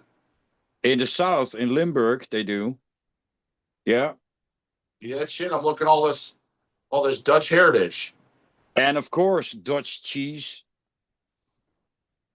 Do you I think me as mean, an American, do you think I would like it, or is it too strong? For example, when I went to France, some of that shit, man, you can smell that crap across the room. I'm like, that smells yeah, but fucking that's disgusting. no, that's a different cup of tea. I mean, the French cheese, especially the blue cheeses, Yes. the Yeah, yeah. They eat that shit up like for fucking snacks. I'm like, that shit no, smells that's disgusting as fuck. no, the Dutch cheese that you're basically, I think, might be familiar with is called. There's a city in Holland called Gouda, and that's where a lot of cheese comes from. So they call it Gouda cheese, but not all the yellow cheese. It's just a regular cheese, not Is it like good? cheddar. I like I think cheddar. it's really good, but there's of course a lot of difference in what brand or what farm it comes from, you know. It's And there's funny a because few brands that I think but cheddar's like my preference on burgers and shit.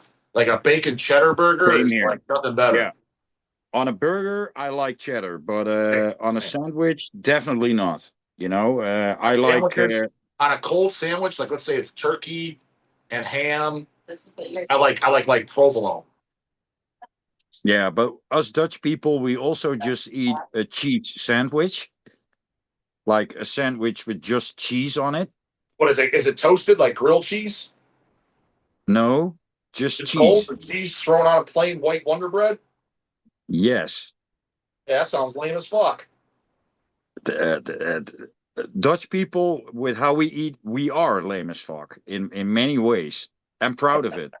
No wonder, no wonder when you come to America, you're like, man, your guys' food is awesome. You're eating plain cheese sandwich It over there. depends. Well, it depends. I think some of the food over there is good, but Yeah. some of the stuff is definitely way too fat, and Oh, yeah. some of the stuff is really exaggerated. Like if you order a ham sandwich over there, there's this little bit of bread and like a pack of ham in between there. Then I'm like, okay, man, this is tasting like shit. Like the balance is gone. There's like way too much meat, and then there's like these testosterone guys that say like there cannot be too much meat on a. Yes, there can be. If you have a good bread, it I'm a has to be bad. testosterone guy, and I don't say But that. I'm not saying like okay, there should be only one slice on it. I mean that's really fucking Dutch to do that, you know, like this big of a bread and then one slice of ham that you can barely taste it, but not a whole fucking pack of it. Like somewhere in between, you know? Yeah, yeah, yeah. That's what I did. And I don't like to put sauces on all my sandwiches. That's also something completely unnecessary. You know, I don't want everything to slither in. I like something with a bite. And that doesn't mean it's dry, you know. If you have good stuff on your sandwich, then it's definitely not dry. But some of the food over there, I think, is definitely great. I mean, and especially the fast food is next level compared to what we have over here. I think I But asked you guys don't have any like hibachi style Japanese restaurants over there. Granted, it's very Americanized, but it's Japanese styled grilling. You don't have that, Holland, do you? oh, there's a lot of it, and I mean, and a lot of tacos and noodles and whatever, all that kind of stuff. Yeah, but Well, like also hibachi really grill, like tight we get, but hibachi where you get like steak and lobster and fried rice. everything, but also like more specialized restaurants, like real Thai or Japanese restaurants with like a really luxury kitchen. Do you You know? go to like a hibachi Japanese style here, to where you sit at the grill, they cook it in front of you. Yeah, Oh, some that's there's good. places like that over here. Oh, because that's good as fuck. Because I can take you Yeah. to my favorite place. It's about 40-minute drive from where we live and from the Hell's Warehouse, Wasabi and out in Akron. If we had Mhm. time, I'll take you there, dude. That's my favorite. That place is fucking amazing. Yeah, they got some good Chinese places over here as well. Yeah.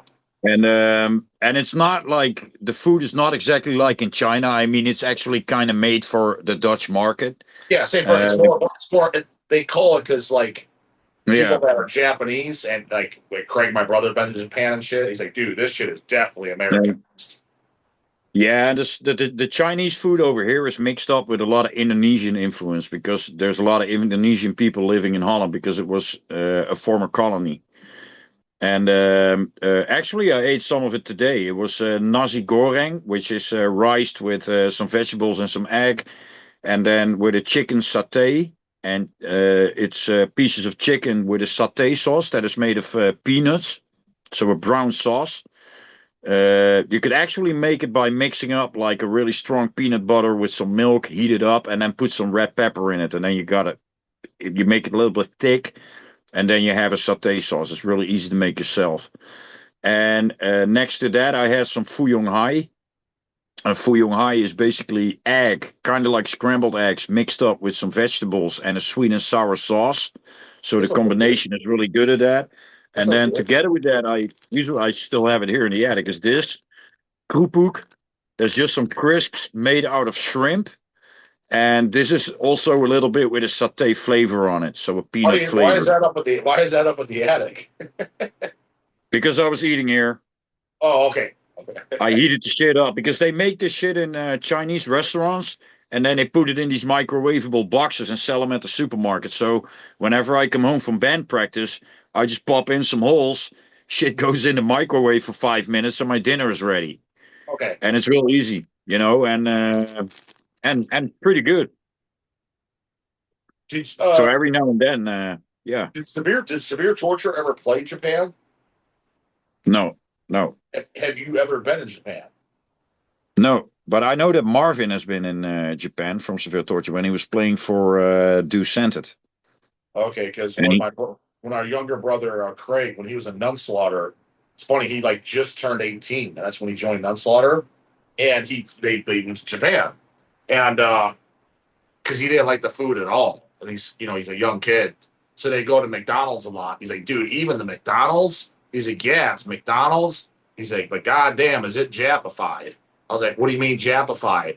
He's like, well, dude, he's like, if you get like a McChicken, he's like, it's not mayonnaise on there. I'm like, what's on there? He's like, I don't know. It's like some type of Japanese sauce because it's specialized to their culture.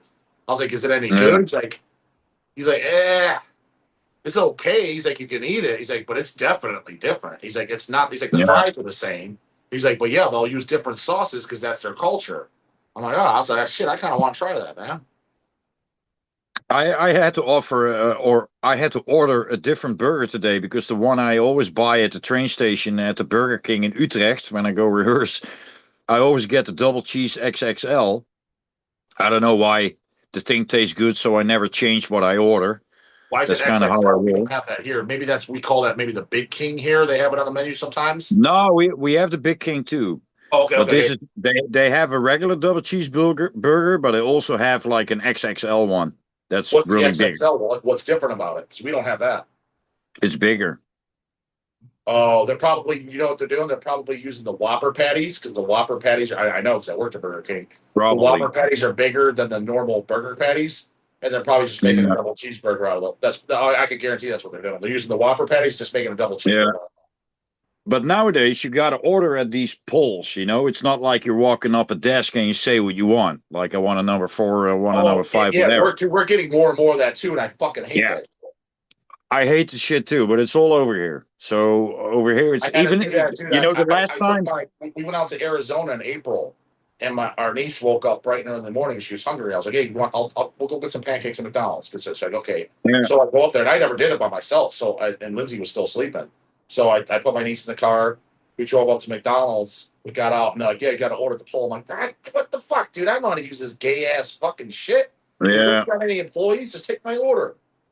And the thing is trying to fuck with you as well because you order something. It's like, okay, you want this? Yeah. You Yeah, want just a sandwich or the menu? sales No, I pitch, want just sales a pitch. Yeah, sandwich. And yeah. okay, add to your order. Okay, I add it to my order. And then once you press that, it gives like suggestions. Do you want this? Do you want that? Do you want this for that? 100%. It asks if you want dessert Fuck and shit. no, Yeah, I don't want that. Do you want to give a tip to McDonald's? No, no, yeah, no, no. Fuck this. I just want to yeah. fucking order. How hard is it? Yeah, Order, it took me pay, 10 minutes to done. get the it took me 10 minutes just to place the order because I couldn't figure the damn thing out. I mean, I Yeah. eventually figured it out, but I'm like, dude, this shit is so fucking gay. I was like, just Okay, give me a so person to order with. So let me tell you this story. Today I walk up to this fucking pole, and usually I go up there. It's like, okay, start your order. Eat here or take it with you. Okay, I'm gonna take it with me on the next train. What you like? You like a beef burger, chicken, whatever, all the categories. Okay, beef. So I'm looking for the double cheese XXL and it's not there. Okay. I'm looking like, can I swipe the thing to the right? No. Of course, I try swiping something, but I select something, so I have to go back. I try to swipe it up. No, it's not there. Okay. So I had to order a different burger. I don't like that shit. But anyway, I was like, okay, I'm at Burger King. I might actually like it, what I'm going to order. So I ordered the Double Bacon King. Pretty That's good. like a big double burger Yeah, with yeah, bacon yeah. on it. Does it got the orange sauce? Is that what you guys have? Is like an orange sauce? It was a pretty salty sauce, I got to say. But Okay. it was good. Yeah, It it's was pretty actually good. better than the double cheese XXL. So I There you think go. from See, now you got a new on, burger. I got a new burger. Yeah. So But you don't like the classic Whopper at all? nah, man, there's this big ass tomato on it that has no business on there. What are you telling no If there's tomatoes? Let's have it if your way if up there's there. if there's a big slice of raw tomato on a burger, I don't want it, man. No, It's like someone. you order a Whopper with no tomatoes. Their slogan is "Have it your way." I know, I I know, get it. I know. Usually, I But get it. You know what? In the last couple of years, I get it with tomatoes. I always got my burgers no tomatoes, but they kind of grown on me. But yeah, traditionally speaking, I'd always order a Whopper, no tomatoes, extra pickles. yeah. Well, I like the pickles. I Yeah, used to. I get extra pickles because they only put two on the damn thing. If you get extra, they Yeah, put 4 or 5. I used to peel them off, but I learned eating them. And now I actually dig the pickles on a burger. But a tomato, come on, man. Dude, the Whoever way I made that got one. dude, the way I got into Whoppers, because when I was a kid, I'd peel the pickles off and shit, and all I liked was like ketchup and mustard on it. I went to as a kid, I'm like 12, right? And it was a go to work with your parent day, and I went with my dad. And my dad was, he's kind of like a no nonsense guy, right? And so it was lunchtime. They went for lunch. He's like, just get a burger. So he orders me a Whopper, and it's got everything on. And I'm like, oh man, it's got this fucking gross ass white sauce and this tomatoes. But I was like, I'm not gonna not eat it because Dad will be pissed. You know what I mean? Dad bought it, and I ate it. And I'm like, holy shit, this is really fucking good. So ever Yeah, but since then, I I liked gotta say, Whoppers. when you're really hungry, everything is good. I mean, No, but I've since had. then, I love them, dude. Since then, I love them. I'm like, Okay. holy fuck, that was actually good. I was like, I guess you I do mean, try some stuff. I've had a few Whoppers in the past, but I've never been I don't think the Whopper is the best burger at Burger King. I even think that the chili cheese sandwich, the long one, Long chicken sandwich, the chicken yes, sandwich. Yeah. Those are yeah, good.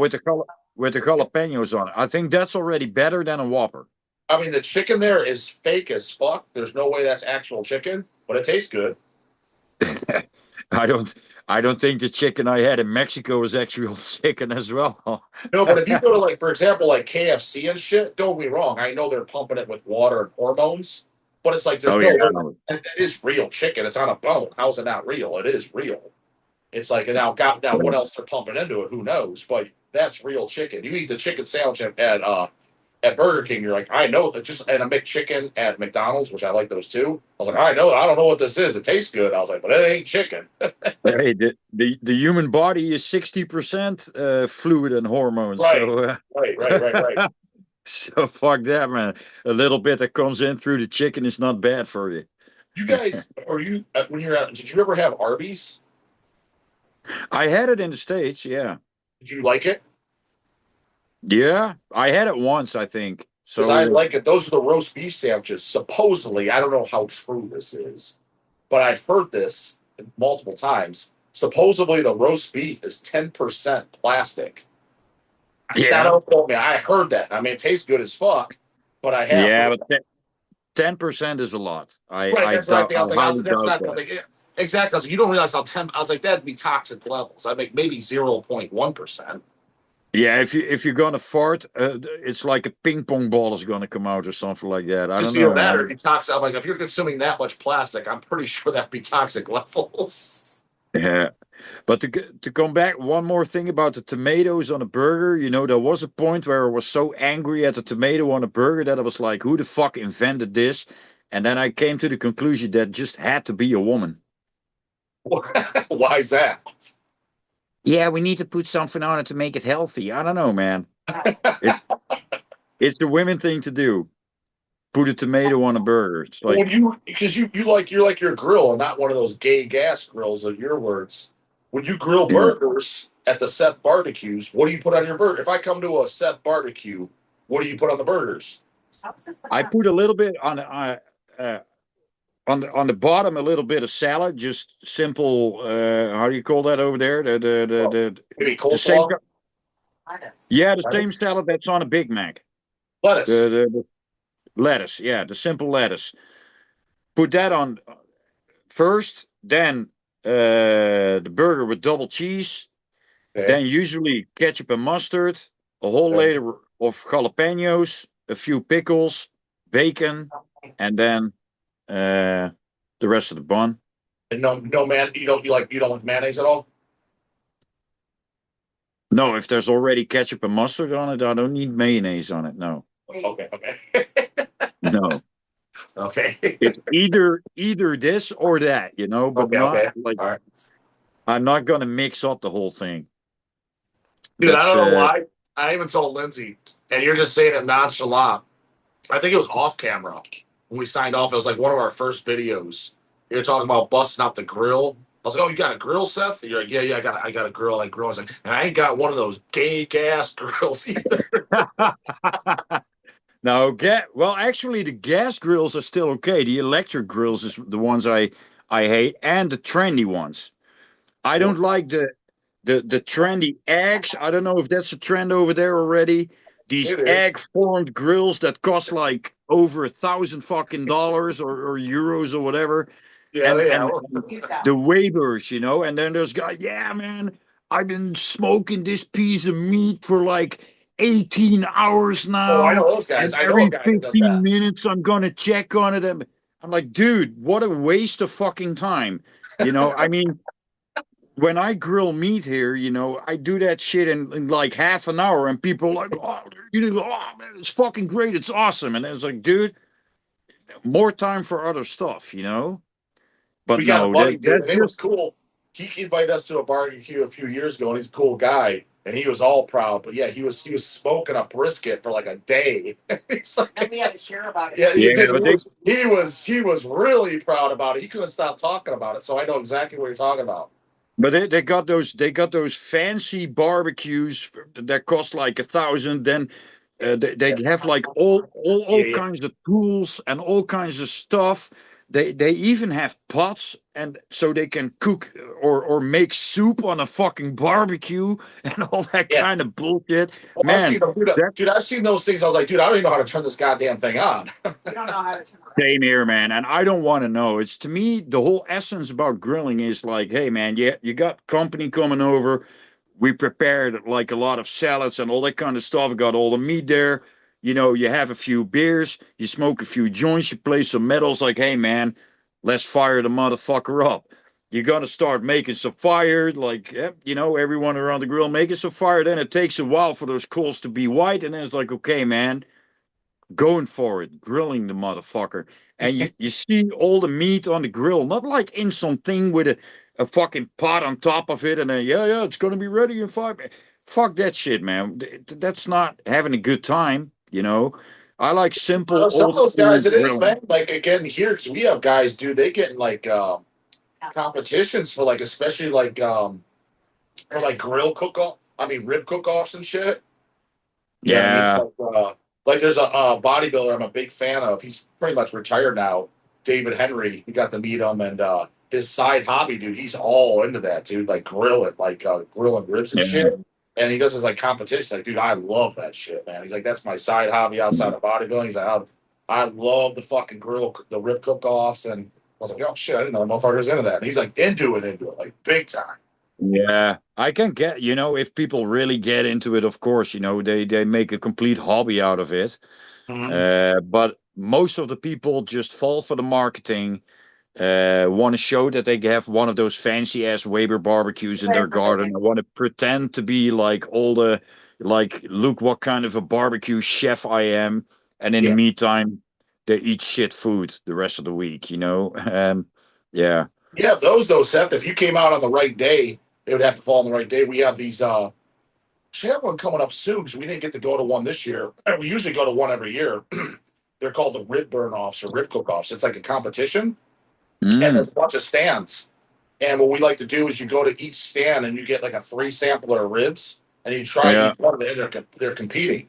It's pretty Yeah. fun. And you get to try. Now you can buy a full slab if you want, but it's cool going to the different stand and trying each Of one's different course. ribs. You're like, oh, I like this place better. I like this place. Yeah. This okay. This place's ribs are better, but this place's sauce is better. It's pretty cool. Yeah. I enjoy it. It is. It's pretty good. It's pretty cool. Yeah, I remember when my friends from Texas were over here and Anya made the chili. That the first thing they said was like, "Hey, Anya, you need to participate in a chili cook-off in Texas because you would probably win with this chili." That's how good they thought it was. And I was like, They like "Okay, that shit. let's Like fucking they do like it." But that shit blazing hot though. sorry. They like that shit like blazing fucking hot. Oh yeah, she knows how to do that. Yeah. Yeah. Yeah, she knows how to make it like that. I can't eat it anymore because I Yes, I mean, can so take I was gonna some say, I was like, I can't spiciness, eat it, but but if it's that goddamn spicy or hot, I can't eat it. That'll yeah, fuck I me like up. spicy, but there's also a point where it's too spicy and your tongue just starts to hurt, like it's bursting open or something. And then, yeah, then it's not fun eating anymore. Dude, it was But weird. It was like it was both times now. So when we arrived after the airport last year when Attic arrived, I took him out to the Waking Lizard for dinner. And this year, I took when Denali God came out from the airport, I took him out to dinner at a different place. At both times, so Attic, Calielcio, the singer, he did it. And this time, one of the guys from Denali God did it. They order the hottest wings on the fucking menu. Like they specifically, I want the hottest fucking ones you got. I'm like, this damn, guy's out of his fucking mind. And even the waitress like, you sure you want that? Like, yeah. yeah, I'm like, all right. And like, yeah, this is fucking great. I'm like, dude, yeah, I fucking eat that shit. that's something you could do probably in Holland, because then when it's in Holland, when it on the menu it has like three peppers, like, oh, this is really hot, then it's spicy, but it's still okay. It's doable. There are some countries where when then the menu says like this is super spicy, I'm not gonna touch it. Yeah. Mexico is one of them. Oh, thousand First percent. one. Yeah. If in Mexico they give off a warning like this is spicy, then you better have a tub ready when you take a shit. It's gonna hurt. And but the same in the States. I mean, I've had some ridiculously spicy fucking stuff over there, but also some really good stuff. I mean, yeah, got to be Yeah, honest. The the wings next over day, there. the singer from Attic, Cagliostro last year, he was fucked up the next day. Dude, I was sitting outside the hotel waiting to pick him up. He was in the bathroom for 45 minutes. I'm like, where are you coming, dude? So yeah, dude, I'm still in the bathroom. So that shit fucked me up. Because when you order Damn. the wings, they're hottest. They're like 911 wings or something. They're so goddamn hot. And even because the waitress knew he was foreign, she's like, is he sure he wants this? So like they're like really hot. And he's eating, he's like, holy fuck, these are hot. He's like, these are great. And then the next day, he's like, oh shit, man, that thing fucked me up. Ouch. Nah, I wouldn't touch that. Right. That's a little bit too much. I was like, that's on you, dude. If you want to order that, that's all you. Well, the rest of the band probably had a laugh. Well, they're totally laughing. They're like, dude, I don't know what the fuck he's doing. Like, because they were all down. They're down at the car waiting. We were just standing like in the lobby waiting. I'm like, what the fuck is he doing? Because we're waiting forever on him. It's like, yeah, he's in the fucking bathroom. And I was texting him, like, you coming, dude? Yeah, I'm like, what the fuck? So he only been down Nice. here for like 45 minutes. You gotta give him a special box. So, Awesome. but he enjoyed himself, he said. So I was like, all right, I guess, welcome to America, I guess. So he had to put some mental loop on his ass before he could fly home. Nice. Something had to put some cream on his asshole after that. he comes home, walks all weird. People, what have you been doing? Have you played a show? Did you go to the gay bar? He felt like he just got raped in the ass by that big guy in Tango and Cash. You ever seen that Sylvester Stallone movie, Seth? That Sylvester Stallone movie, Tango and Cash, Kurt Russell and Stallone? If I saw it, it was probably over 20 years ago. Dude, it's fucking hilarious. Fantastic movie. They both go to prison, right? And when Kurt Russell's in his cell, he's going to go take a piss in the crapper. And he's going to go take a piss. And this foot kicks the floor saying, hey, that crapper is mine.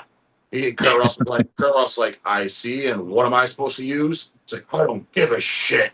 Just don't use that. He's like, all right, bud. Let's get something straight right now. And the guy stands up. He's this enormous fucking black guy. And he's like, that is yours. But I picture just getting raped in the ass by that guy in prison. Man, nah.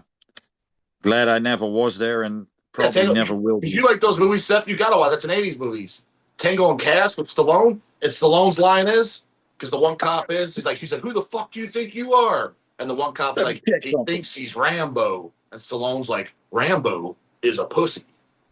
It's got the best lines forever, man. That's a great movie. You gotta watch that. Tango and Cash. I think pretty funny coincidence because I recently picked up this box. Stallone. Oh, Cobra. That's another great movie, dude. It has Cobra. Tears the guy's shirt off, put it up your ass. Oh my god. Yeah, it has Cobra, Assassins, Tango and Cash, The Specialist, and Demolition Man. All great movies, dude. Dude, Assassins is one of my favorite movies of all time. You gotta tell Seth I got him a surprise He-Man from the movie theater. By the way, Seth, we got you, dude. Lindsay got you the He-Man package from the movie that you guys don't get. What? Which one? The shit that they sell at the theater. The popcorn box and the 2 drinks. The popcorn box drink thing. Oh, that's cool. Lindsay went and bought it for Seth. She's like, oh yeah, they don't get it. I'm buying the damn thing. So we're by the theater. Went and bought it. I recently got the DVD box, finally. For what? With all the He-Man. Yeah. And then... wait, the new one, it's already out? No, the old one. Oh, the old, okay. The old series. Yeah. And then I also got this one. Wait, you gotta show dude, I never actually seen that. I just know of it. I never actually seen it myself. That's like before my time. Yeah, and then I picked this one up. I didn't have this one, Prince of Darkness. Don't know if you can see it. I can see it, but I don't know it. That's a John Carpenter movie. And I only had the second one, but not the first Evil Dead. Oh, yeah, Evil Dead, yeah. So I got that one. Yeah, I got some new stuff. Here, and I got another box. I got to show you this one. This is really cool. Wait, look what I got you. Wait, hold on. I got to show you. All right, look. I got you this. It's the Skeletor drink, and I got you the He-Man drink. Oh, awesome. And then I got you the collectors. It like moves and you can see. Oh, wow. Yeah, that's something you really can't get over here. No, yeah. So I'll send it over to you. But I was really happy I went and got it. Awesome. Thanks a lot for that. Of course. Yeah, I got this box like as the well. Castle one, but they all sold out. Like we have like people that buy stuff up and then resell it like at a stupid price. Uh-huh. You didn't get that one. Are you familiar with this? The Hammer collection? Oh yeah, for sure. Yeah. I picked this one up for I think it was like 70 euros, but it has 21 DVDs on it. So the Hammer movies are great. So I'm a horror girl. Everybody knows that. No, that's a great collection. I actually have that downstairs. I have the silver edition. It's like when you hold it, it looks really cool in the sun. Oh, all right. But yeah. Yeah, I saw this on Amazon, and actually because Rolf from Necrosanctus told me about a few movies that he ordered to the Devil a Daughter. Yeah, that's amazing. That's one of my favorites. Yeah, and The Devil Rides Out, and then I was looking like because he got them like separately on Blu-rays or DVD. I can't remember. Yeah, probably. Um, and then I was on Amazon, and he really never orders from Amazon, but I do all the time. And then I saw this box, like the Hammer box, with Yeah. 21 movies. It has, let me see, She, The Nanny, Dracula, Prince of Darkness. What is So this? I have that one, but it's in silver, like I said. But so I got the same thing, but I got it in like the Mexican version with like Hmm. stuff. It's great. It's great. I'll have to send you because I bought doubles of some stuff. Like there's probably like 3 or 4 movies I bought double of, so I'll send those over in a package for you. Like Yeah, that well, hard make sure versions. Super cool. because you guys run a different region than we do. Exactly. Yeah. So you don't get the stuff that we get. Right. Yeah. No, but Yeah. still, it's a different region. American DVDs don't play over here if you don't have a region-free Oh, player. that shit's still. Wait, does he need I a thought they fucking. send you a DVD? I thought they did away with that shit by now. I mean, that was a thing. I always knew it was, but I Yeah, figured in 2026, I thought that shit was obsolete by now. yeah, that depends on the player that you have because not all DVD players are region-free. But you can get a region free player, right? Oh yeah, probably. Yeah, and I Okay. have a Blu-ray player that I think is plays kind of everything. Okay. Okay. Um, but I got this one box that I got from Sean Whitaker once from that old cartoon Mask. Have you seen that before? Dude, how often? No, but not to change the subject. How often do you Let talk to son? How often are you talking to fucking Sean, dude? Because again, I really wanted those viral loads. Oh, that's been whew, Oh, so the it's not last time recent. I talked to him. Yeah, that's probably like 10 years ago. Oh, okay. Okay. Okay. Okay. Okay. That's I think in the time when he was doing the shows with Pathology and Cerebral Bore. Okay. Because, dude, especially that brutalized beyond belief, I want to reissue it on CD and put it on vinyl Yeah, for sure. But yeah, he never emailed me. but he got me this box. I don't know if you know this series, but this is fucking legendary. No, I just know the Mask, the movie with Jim Carrey. Mask. No. This is the old cartoon, Oh yeah, we and know. Yes, you do. It's R.L. Stein. Yes. I know it though. So Lindsay says I know it, but I'm not familiar. I'm about as familiar with it as you are Tango and Cash, I guess. yeah, I think this is really late '90s also, or not late '90s, late '80s. that doesn't come off his face. Yeah, but that's an episode. He's got a whole series. Like Yeah. Oh, okay. Yeah. Yeah, okay. So is it in reference to, because I do know that Goosebumps episode R.L. Stein. to where that kid puts the mask on and after the third time it doesn't come off. It's R.L. Stein. It's an R.L. Stein. Yeah, this has nothing to do with that. This is kind of like a GI Joe, but with different characters. Oh, then I'm wrong. Sorry. Okay, so then yeah, she's wrong. Yeah. Okay. I was No, gonna say I this is don't. this is with this big truck. That's like the main truck, and the cars they can change and fly, and there's the good ones and the bad ones. That's 90s or 80s. I think this is 80s. So you Late you're still like me. You like kind of like all the kids shit that you grew up on. Oh yeah, A-Team, Knight Rider. I Yeah, 'cause fucking that's like that. like me. Lindsay just told me because we watched. I don't know, last year or the year before. Disney did the X-Men 1990. That's be They did the X-Men 1997 series, which was a pick up the 90s cartoon, and we watched. They did like 7 episodes, and I really liked those. And I guess they just started putting out new episodes. Three dropped, so I want to watch that because again, all that's the shit I grew up on, and I again, because that's the stuff I still like that as an adult, but I don't like kids shit of today. I like the kids shit of that I grew up on. Yeah, same here. And it's also with comedy series, there's not a lot of comedy series right now that I can laugh about, I don't think they're funny. I don't feel connected with the characters for some reason. But when I look at an old episode of Married with Children, I think Well, that that's shit just is the best still best fucking show in the world, hilarious. dude. Dude, I have Yeah. all 11 seasons, on DVD.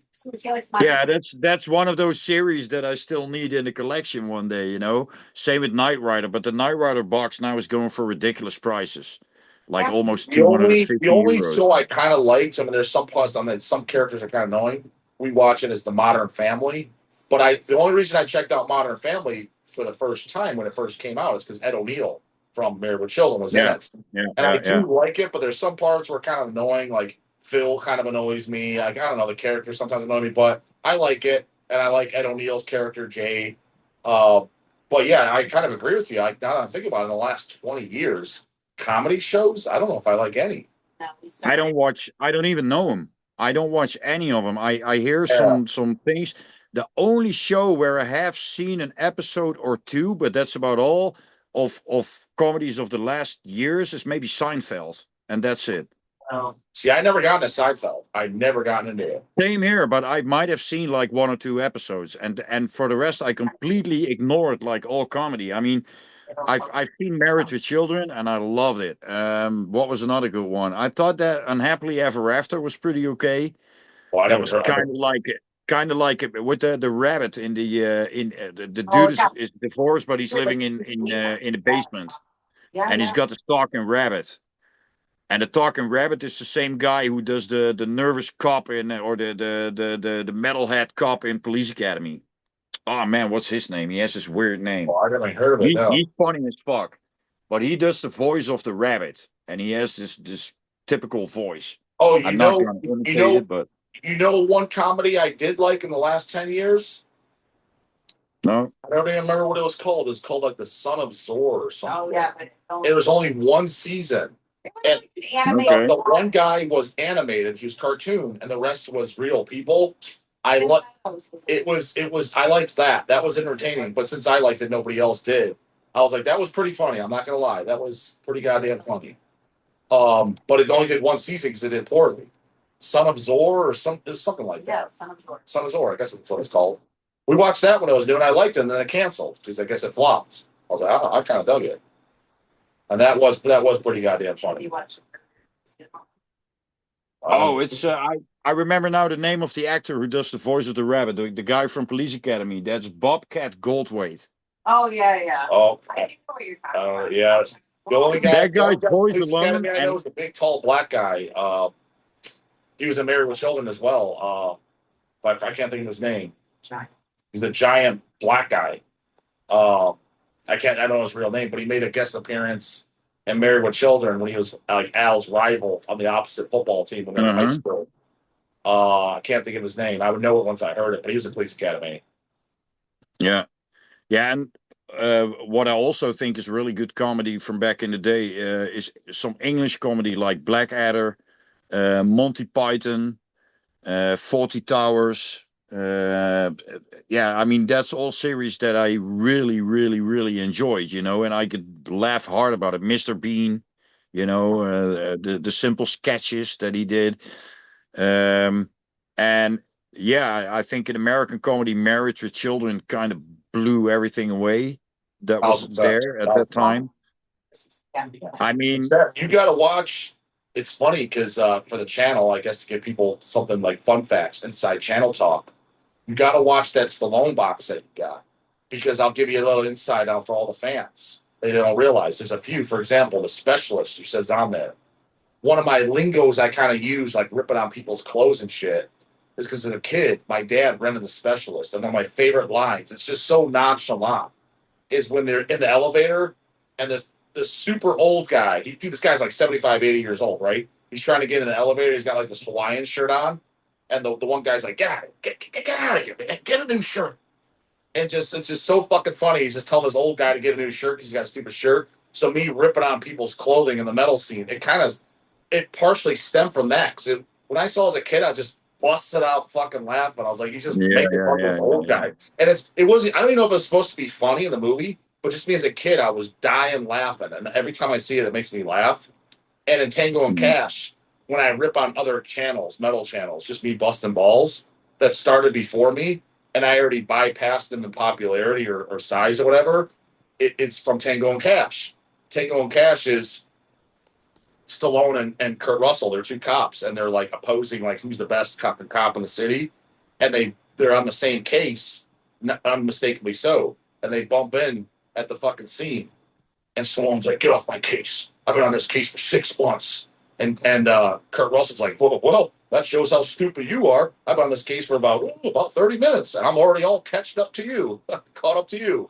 So just little things like that. It's like it's from those movies to where I use those. It's inside jokes to where it comes. It's specifically from those that I never told everybody else to know. But you have the box set, and it comes from an influence of watching those as a kid. Yeah, and a movie. Well, actually, I think in Severe Torture, our mutual greatest comedy movie ever is this one. Let me grab it. Oh man, we watched it a million fucking times. It's here it is. This is pure fucking gold. Oh, that's dude. The first time I saw that, I was like 10 or so. Dude, especially just the opening scene when he's the fucking UPS driver. Dude, I was pissing myself laughing. Ace Ventura. I mean, you could argue that's one of the funniest movies in pure existence. Yeah, it's insanely good. And the fact also that you have the idea that half the movie he's just improvising everything he does, which is because you even see the characters next to him holding their laughs, and that was like the best take of the day. That was the best they could make out of it. You know what's funny about that is like, dude, no matter what, and again, it could be the old guy syndrome. You'll never make a movie like that that's funny like that again. Never. Yeah, that's true. That's true. I think everything he did after that was not as funny as that one. And that, dude, another thing I'm surprised, just from a money aspect, I'm shocked because how they redo everything. Not redo it, but I'm shocked they never did a third one, like years and years later, just to capitalize on it. I'm shocked they didn't use that character to do a third one.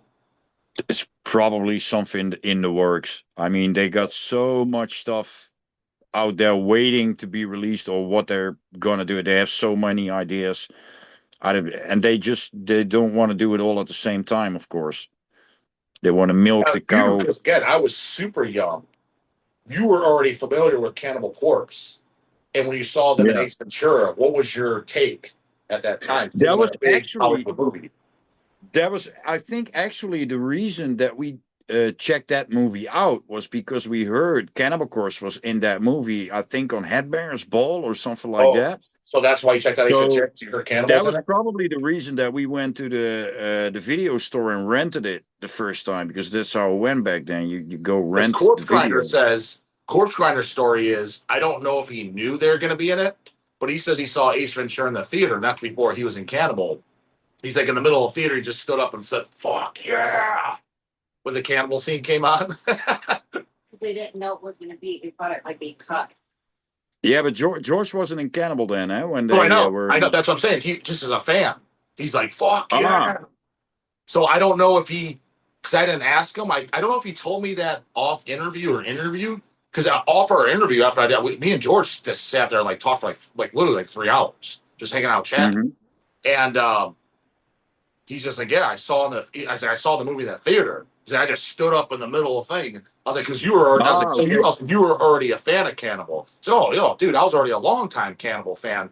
He's like, "Before I was in the band." Yeah, of course. He's like, "So when I saw them in that, I'm like, fuck it, that is fucking awesome."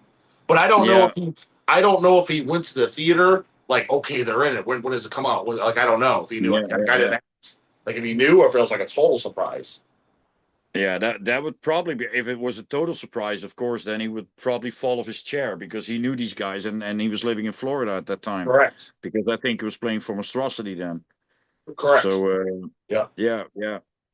But, I remember the first time I watched that movie, man, I was laughing so hard. And still, I can probably repeat like half of all the sentences in that movie. Like I would know all the lines. Dude, I've seen that movie probably 100 times. Yeah, same here, man. We used to watch it, with a crate of beer before we go to the bar, before we go out, just do some pre-drinking, watch Ace Ventura, and then maybe the Pantera home video part 3. that's just a video that makes you drink. You know, you see metal dudes partying and having fun, like half jackass, half metal.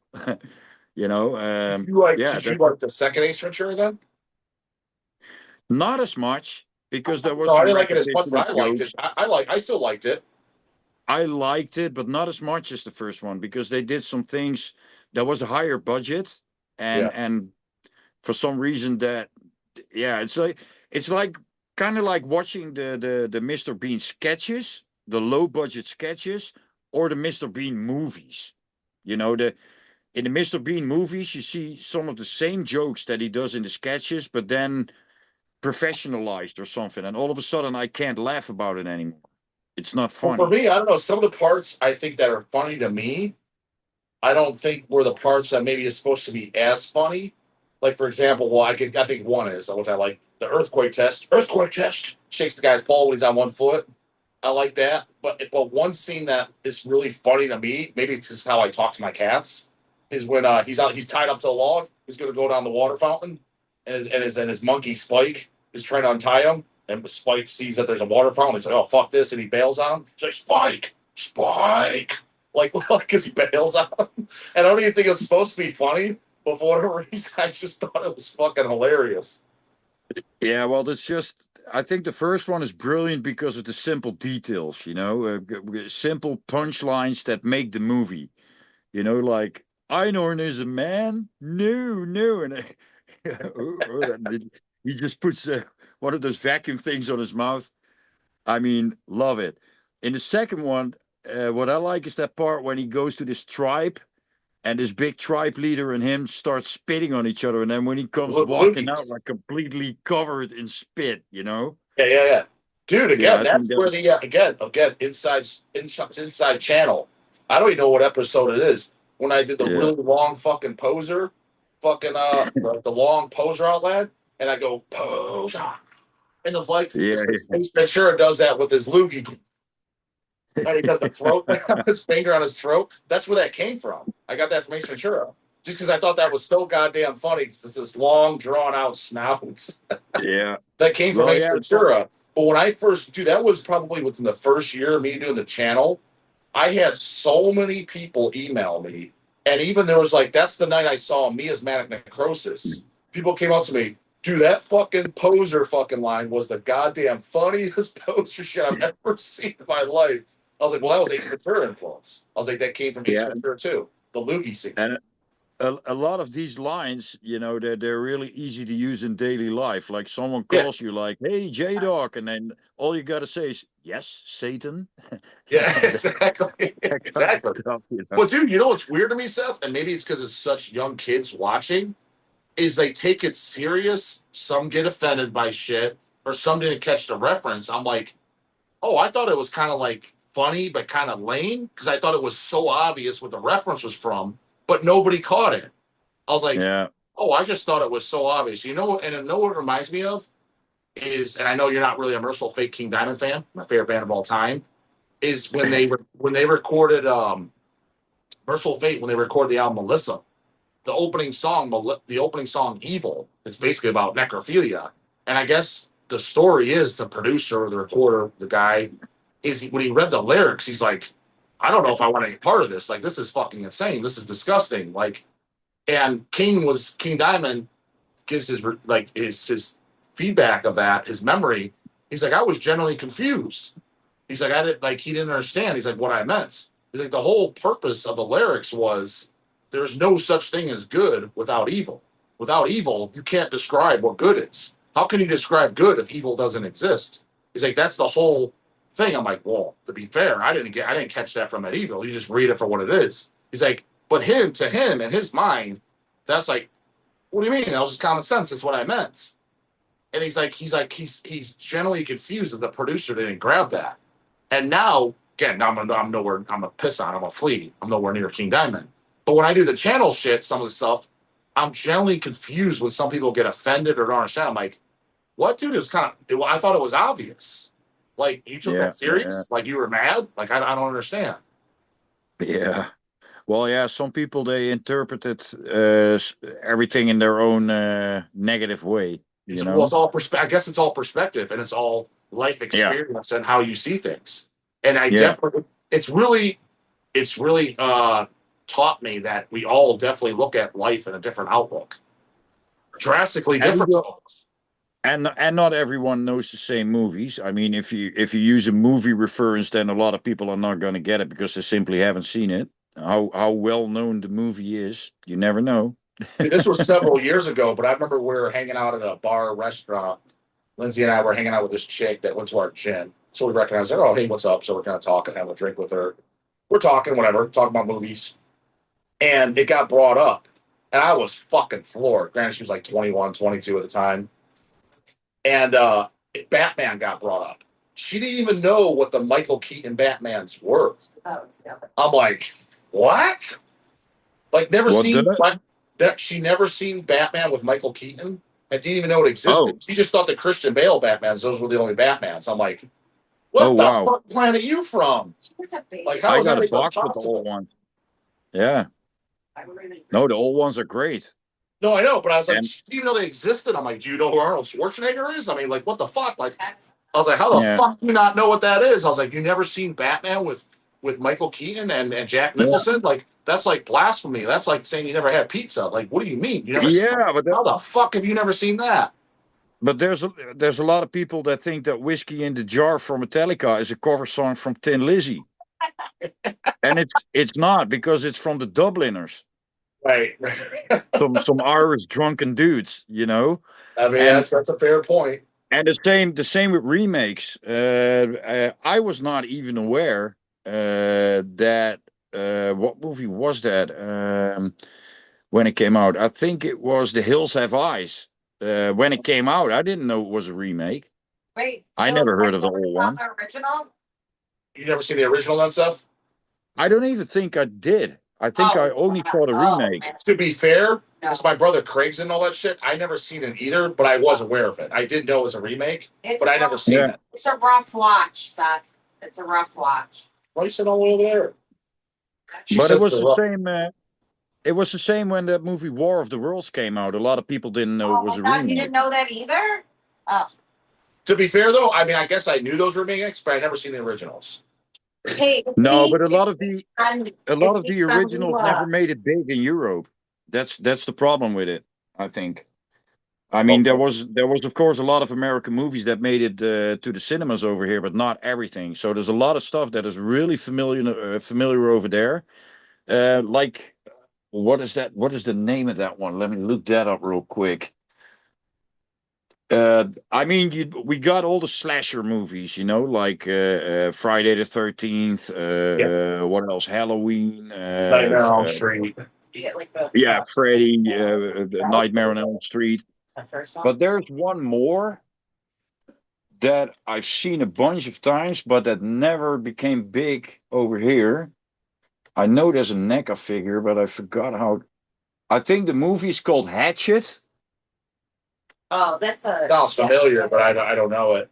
It's not super popular, but all the Oh, underground. okay. But again, I Because say there's for like- all the channel watch because they like to make fun of me. I was like, when it comes to horror, I was like, I'm a poser. I was like, I don't. That's not my specialty. I was like, I never claim to be. I'll be the first to admit I'm out of the fucking loop. Seth, I have a question for you. Let me see. Yes, I do. So, say it.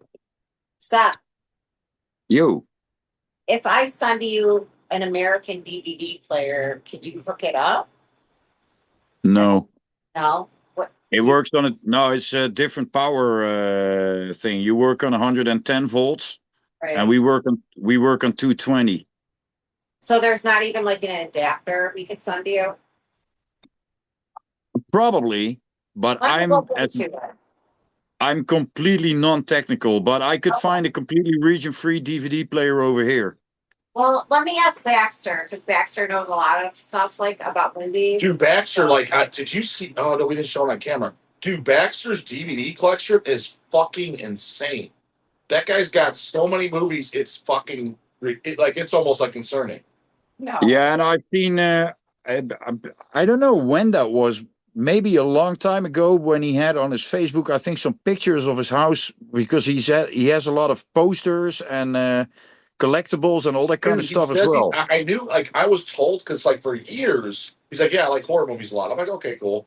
I didn't know he was into that. Dude, his whole fucking house, even his kitchen, is covered head to toe. Like, I was like, holy fuck. I was like, I didn't know you were, like, this much into it. Like, it's fucking Yeah. insane. Yeah, and I think who also has a huge collection is Will Romer Yeah, I from know. Mortician. See, Will, I knew that. I knew that for years. That Will, I knew. Yeah. Baxter, I was like, I just thought he was kind of like nonchalant into it. I didn't know he was into to that degree. I was like, holy fuck. I was like, I didn't know you had this much shit, dude. I was like, you got more DVDs and shit in your house horror wise than I do metal. I was like, and I got trust me, dude, I got a pretty goddamn big metal collection. I was like, but his DVD collection for horror is way bigger than I do for fucking metal. I mean, dude, it's rooms. It's not just one room, it's multiple rooms. I'm like, what the fuck? Yeah, I was that's like, holy insane. shit, this is a library. Yeah. Yeah, and you're gonna find some cool gems in there, but probably also a lot of movies that are not that good. Well, I'm sure. They can't all be winners. No, and I already have that here and there. It's. I But he mean, said, I yeah, don't. oh no, bro, that's a fucking killer one, dude. Well, yeah, maybe he just likes a lot. Well, that's Yeah, he cool then, does. Yeah, he likes a lot, yeah. Yeah, that Yeah. one's great, bro.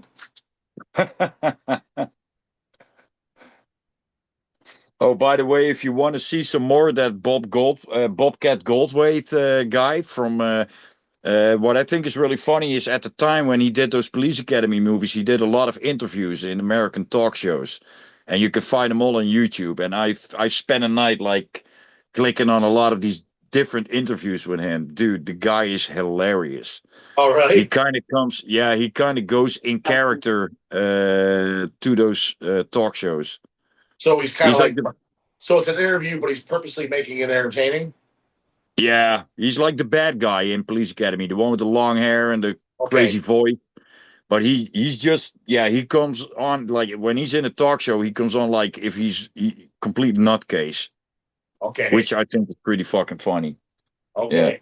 Dude, I heard that for example, like Macho Man Randy Savage, the wrestler, which I didn't know for years. I just figured when you hear him on wrestling and doing those promos, like he's highly exaggerating his voice, but he actually talks like that. He just slightly amped it up for wrestling, but you'd see him in interviews, you're like, oh, this motherfucker actually talks like that. Like I didn't like, and I know guys in the bodybuilding world that met him, and then because he was at the gym, like no, he's actually like that. Like yes, he's slightly amping it up for the wrestling promo, Yeah. but like no, he's actually like that. I'm like, oh, I thought that was all an act. I thought he would just be talking like a normal dude. But no, Yeah. that's him. It's like yes, it is amplified, kind of like my channel. It is amplified on for the it's for the promos. So I was like, but no, that's actually him. I was like, oh shit, Yeah. I wasn't expecting that at all. Because most of the guys off camera, they're just normal dudes. That's what I like in that movie Goodfellas. When all of a sudden this guy's like, "So you think I'm funny? What do you think? My voice is funny, huh? What do you think? I'm a Think I clown? talk funny?" Joe Pesci? I'm a Yeah. clown. How am I fucking funny? Yeah. Yeah. That whole movie is brilliant. I haven't gotta seen say. it forever, but it's definitely got some good ass fucking lines. Yeah, I gotta watch it again too. I got it over here somewhere. It's been a Probably while already. since I've seen it, but yeah, I do remember that scene. Yeah, what the Yeah. fuck is funny about me? Yeah. What do you think? My voice is funny, and then obviously it is. The guy doesn't. He doesn't know what to say, man. I Yeah. just like these movies where it comes to this really uncomfortable moments. You know, Well, Quentin plus of that, Tarantino I was mean, also that really whole good at mafia doing that. world, yeah, in the whole mafia world, you're probably afraid you get killed if you said the wrong goddamn thing. They did. Yeah, You know, yeah, because I like that's how watching they those work. mafia. I like watching those true mafia interviews. The guys that were in prison, they're out now, and they talk about it. It's pretty interesting, and the whole mafia scene is it's pretty interesting, like what they did business wise, and Yeah, I haven't watched too much of that, but every time I watch movies like that or about Al Capone or what I think was a really good one. Well, it's not really mafia, but I think Blood In, Blood Out was a really good movie I've never seen about that. gangs. And you haven't seen it? I No. think when it comes to prison movies and gangs and all that kind of stuff, I think Blood In, Blood Out is the best movie out there, But I mean, a acting lot of the wise. stuff I've watched in the last, like, let's say 4 years is a lot of Italian mafia, like, let's say interviews on YouTube and also documentaries. And a lot of it is true to the movies. Some of it's not, but seeing their takes. And some of it is just, it's just, I guess, some morbid curiosity how they would justify some of the shit they would do. Some of it I could kind of understand. The ice bars. Some of it I kind of can't. What's Iceman? Yeah, you're in the ice, man. Well, for example, like That's it. something I found. Are you familiar with Macabre as a song, Iceman? Are you familiar with the Iceman, Richard Kuklinski? Kuklinski, yeah. We've You ever watch actually. this? There's two very long interviews with him on YouTube. I know. Have you watched those? Yeah, and the fun thing is, I saw it in school. We had still really old fashioned. The school I went to, the high school, we had theology class about Christianity, Muslim belief, all that kind of shit, you know. Well, you know what's interesting And about the Iceman? You know what's interesting about the Iceman that I learned in the past 4 years of watching these, like the actual real interviews with mafia guys that are real mafia guys, is, and I never put two and two together, but it's pretty interesting.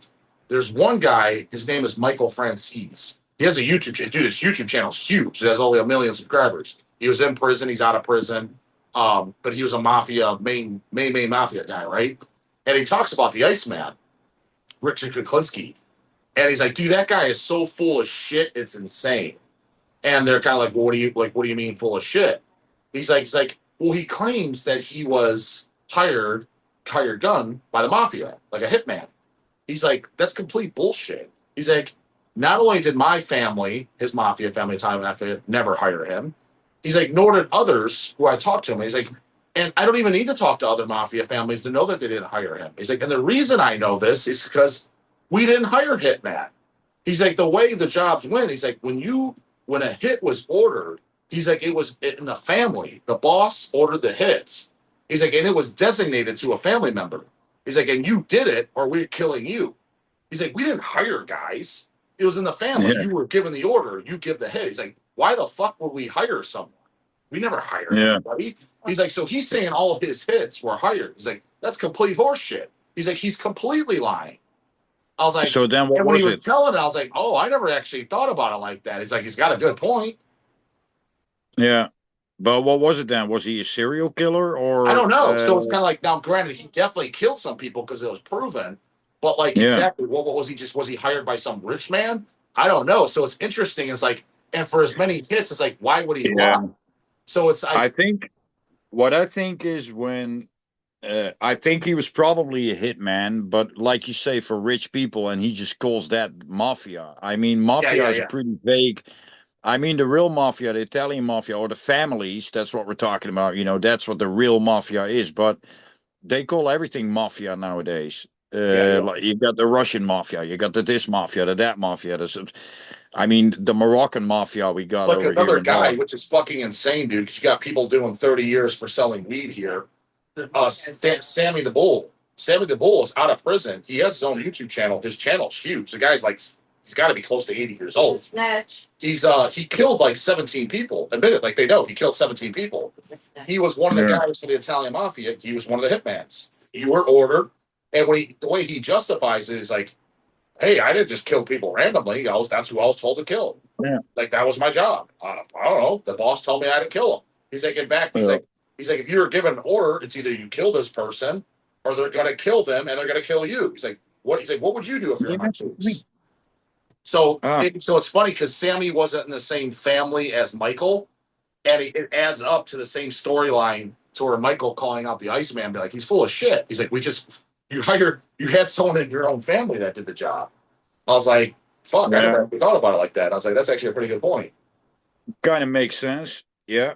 But yeah, like, you know, the biggest coke dealer from Holland that they're looking for, or they know exactly where he is.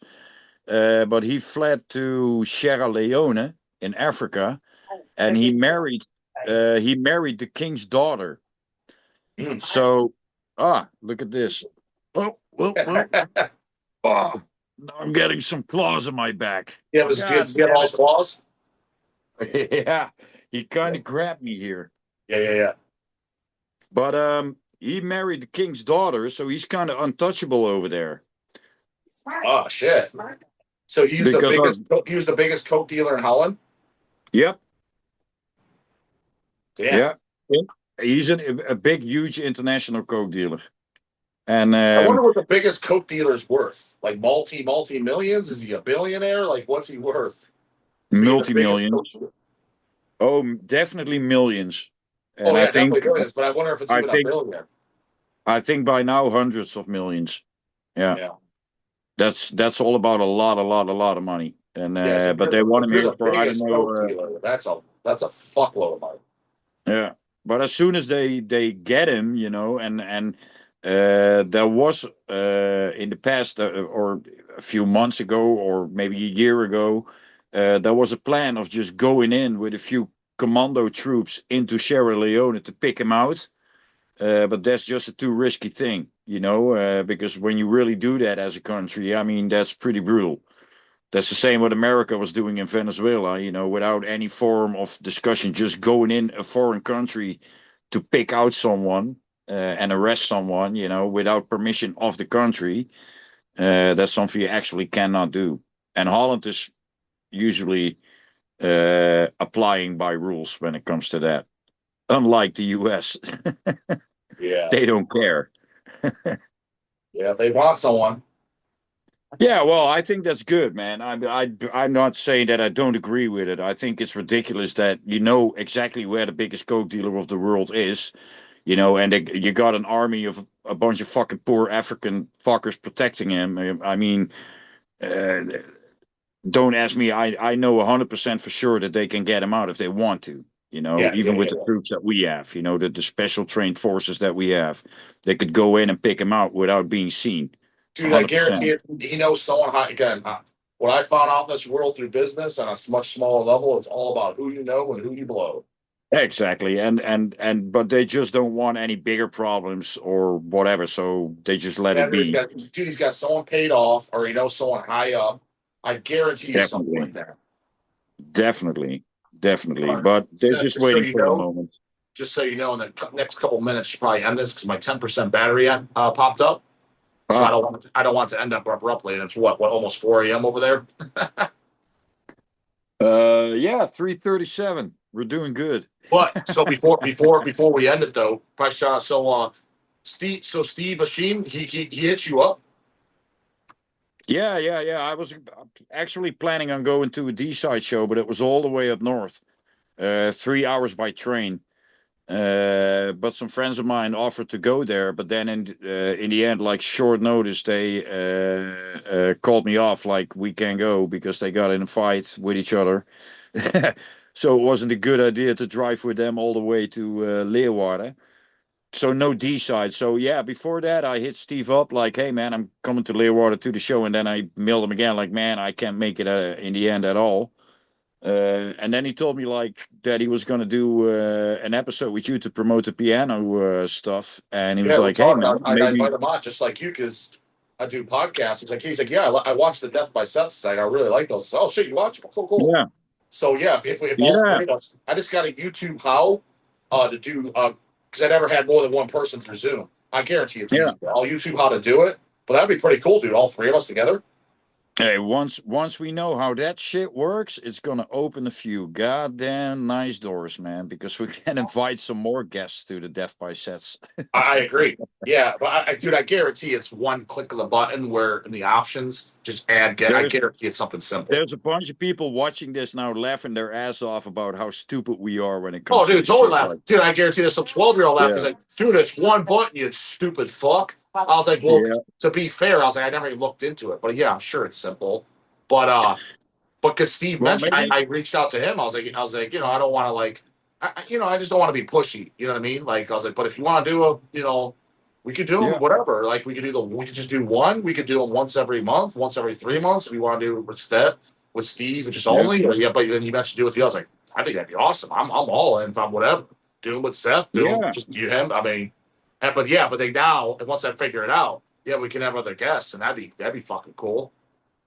Yeah, there's probably a bunch of more people who'd like to join every now and then, and who have some cool stuff to say, Well, not or some only cool that, dude, stories to but you tell. have friends and contacts of stuff that I like and I'm fans of as well that I don't have that you can maybe invite on and it'd be cool. And it's like, ah, fuck yeah, because I didn't have his contact. And it'd be like, I'll enjoy Yeah, talking to them too. You know what I mean? yeah. I could think of a few people probably. Yeah. So, but we'll text about that. Yeah. Make a list, a wish list of people. He told me, like, because I texted him about that a few weeks ago, and he said, I think it's this month, August. He said that they have a bunch of tour dates, which makes sense because you were seeing them recently in Holland, well, supposedly. He's like, when I get back from tour, he's like, let's do it then, dude. And I was like, Yeah, works for me, dude. I'm up whenever. I was like, I'll be on your time. I'll open up my schedule for you. yeah. I He's like, think but yeah, they he's did a like, once I few get back from tour, festivals. he's like, I'll definitely, absolutely. I'm definitely in. He's like, I want to do that. Yeah, I think they did. They're doing a few festivals now, and that's Yeah, it. he said So Europe. He said he's going to Europe. Yeah. yeah, yeah. So they probably do another festival this weekend, and or maybe two. I think this weekend is Brutal Assault, Oh, Alcatraz are they in playing Brutal Belgium. Soul? I don't know if they play Brutal Assault. I have to look that up, but I Okay. know I they. know they just I did know. this. I know they did this past Hellfest because Yeah, either yeah, Glenn or Steve texted me while they're there. I asked them something. He said I'm at Hellfest right now, and that was a few weeks ago. So I know they did Hellfest. yeah. They did Hellfest, and let me see if they so do Brutal Assault. I could But I probably didn't know they're see doing it Brutal Soul. on their lineup. I think actually they did it last year, but I might be mistaken. Let me check that. Oh no, they did it. Oh no, yeah, they're playing this year. Yeah, they Oh, do yeah. Brutal Okay. Assault. Okay. Okay. So this weekend they do Brutal Assault, and maybe even Alcatraz in Belgium. I don't Where's know. Brutal? What country's Brutal Soul? Is that Germany? No, Czech Republic. Oh, Czech Republic. Okay. Okay. That's where Yeah, they. and Oh, I they gotta played say, they Brutal played Assault is one of the greatest festivals ever, man. that. If you ever want to attend a European festival, then I would highly recommend Brutal Assault. Brutal Assault. Oh, fuck yeah. From all the festivals, Brutal Assault, and in Germany, Partisan Fest. Yeah. Okay, that's good to know. That's good to know. But Brutal Assault has the best lineup, but also the whole area. It's an old fortress. It has some cellars, like really old ones, where it's nice and cool. But it's a nice open air field, a lot of trees, really good food, perfect organization, good atmosphere, not too crowded. Maybe like I think it's between 10 or 12,000 people. So not the That's still huge, a lot. huge. Yeah. Yeah, but not like Hellfest or anything. Yeah, Hellfest is Hellfest I is think like a like hundred a thousand or plus. maybe more even. I Yeah. think it's like 110 or 130,000. Yeah, I knew it was something insane. Wacken, yeah, I think Wacken is something like 80,000 if I'm not mistaken, but I don't know right now. But that's just Yeah. those festivals for me are too big to Yeah, go as a I agree. visitor. But That's too much for me too. I agree. Unless we're yeah, working, and I want to go to any. Yeah. yeah, and Brutal Assault and Partisan are way more manageable. And I love, like I said, I love the atmosphere on both these festivals. They're really great. I'll definitely keep that in mind because I wanted to try. I wanted to at least do it once in my lifetime, a European one, but a good one with bands I want to see. Yeah, well, if Brutal Assault usually, if you have the festival going bands, Brutal Assault has all the good ones. Really. Yeah, they do a good and the guy organizing it is Thomas, who used to play for the band Interval Bizarre. Oh, okay. No, I didn't know that. No, I didn't know that. Yeah, yeah, he's the one organizing it. Really good guy, man. Nice. Cool dude, and he has made it into a great fest. Yeah. All right, Seth. But I'll end it here because I don't want the battery to die. All Abruptly. right. They're looking at a camera, and I got to take a massive piss. But yeah, enjoy your night, man. 'Cause it's got to be bedtime for you, going on 4 fucking a.m. Yeah, I'll probably play a few games and then I'm But not super tired, what but with the yeah. next one? Hopefully, maybe it's you, me, and the Steve Machine the Machine. Yeah, who knows? Yeah, all right. Let's see. All right. Well, good night, Seth. All right, later, bro. Good talking to you as always, bro. The same here, man. Later. Later.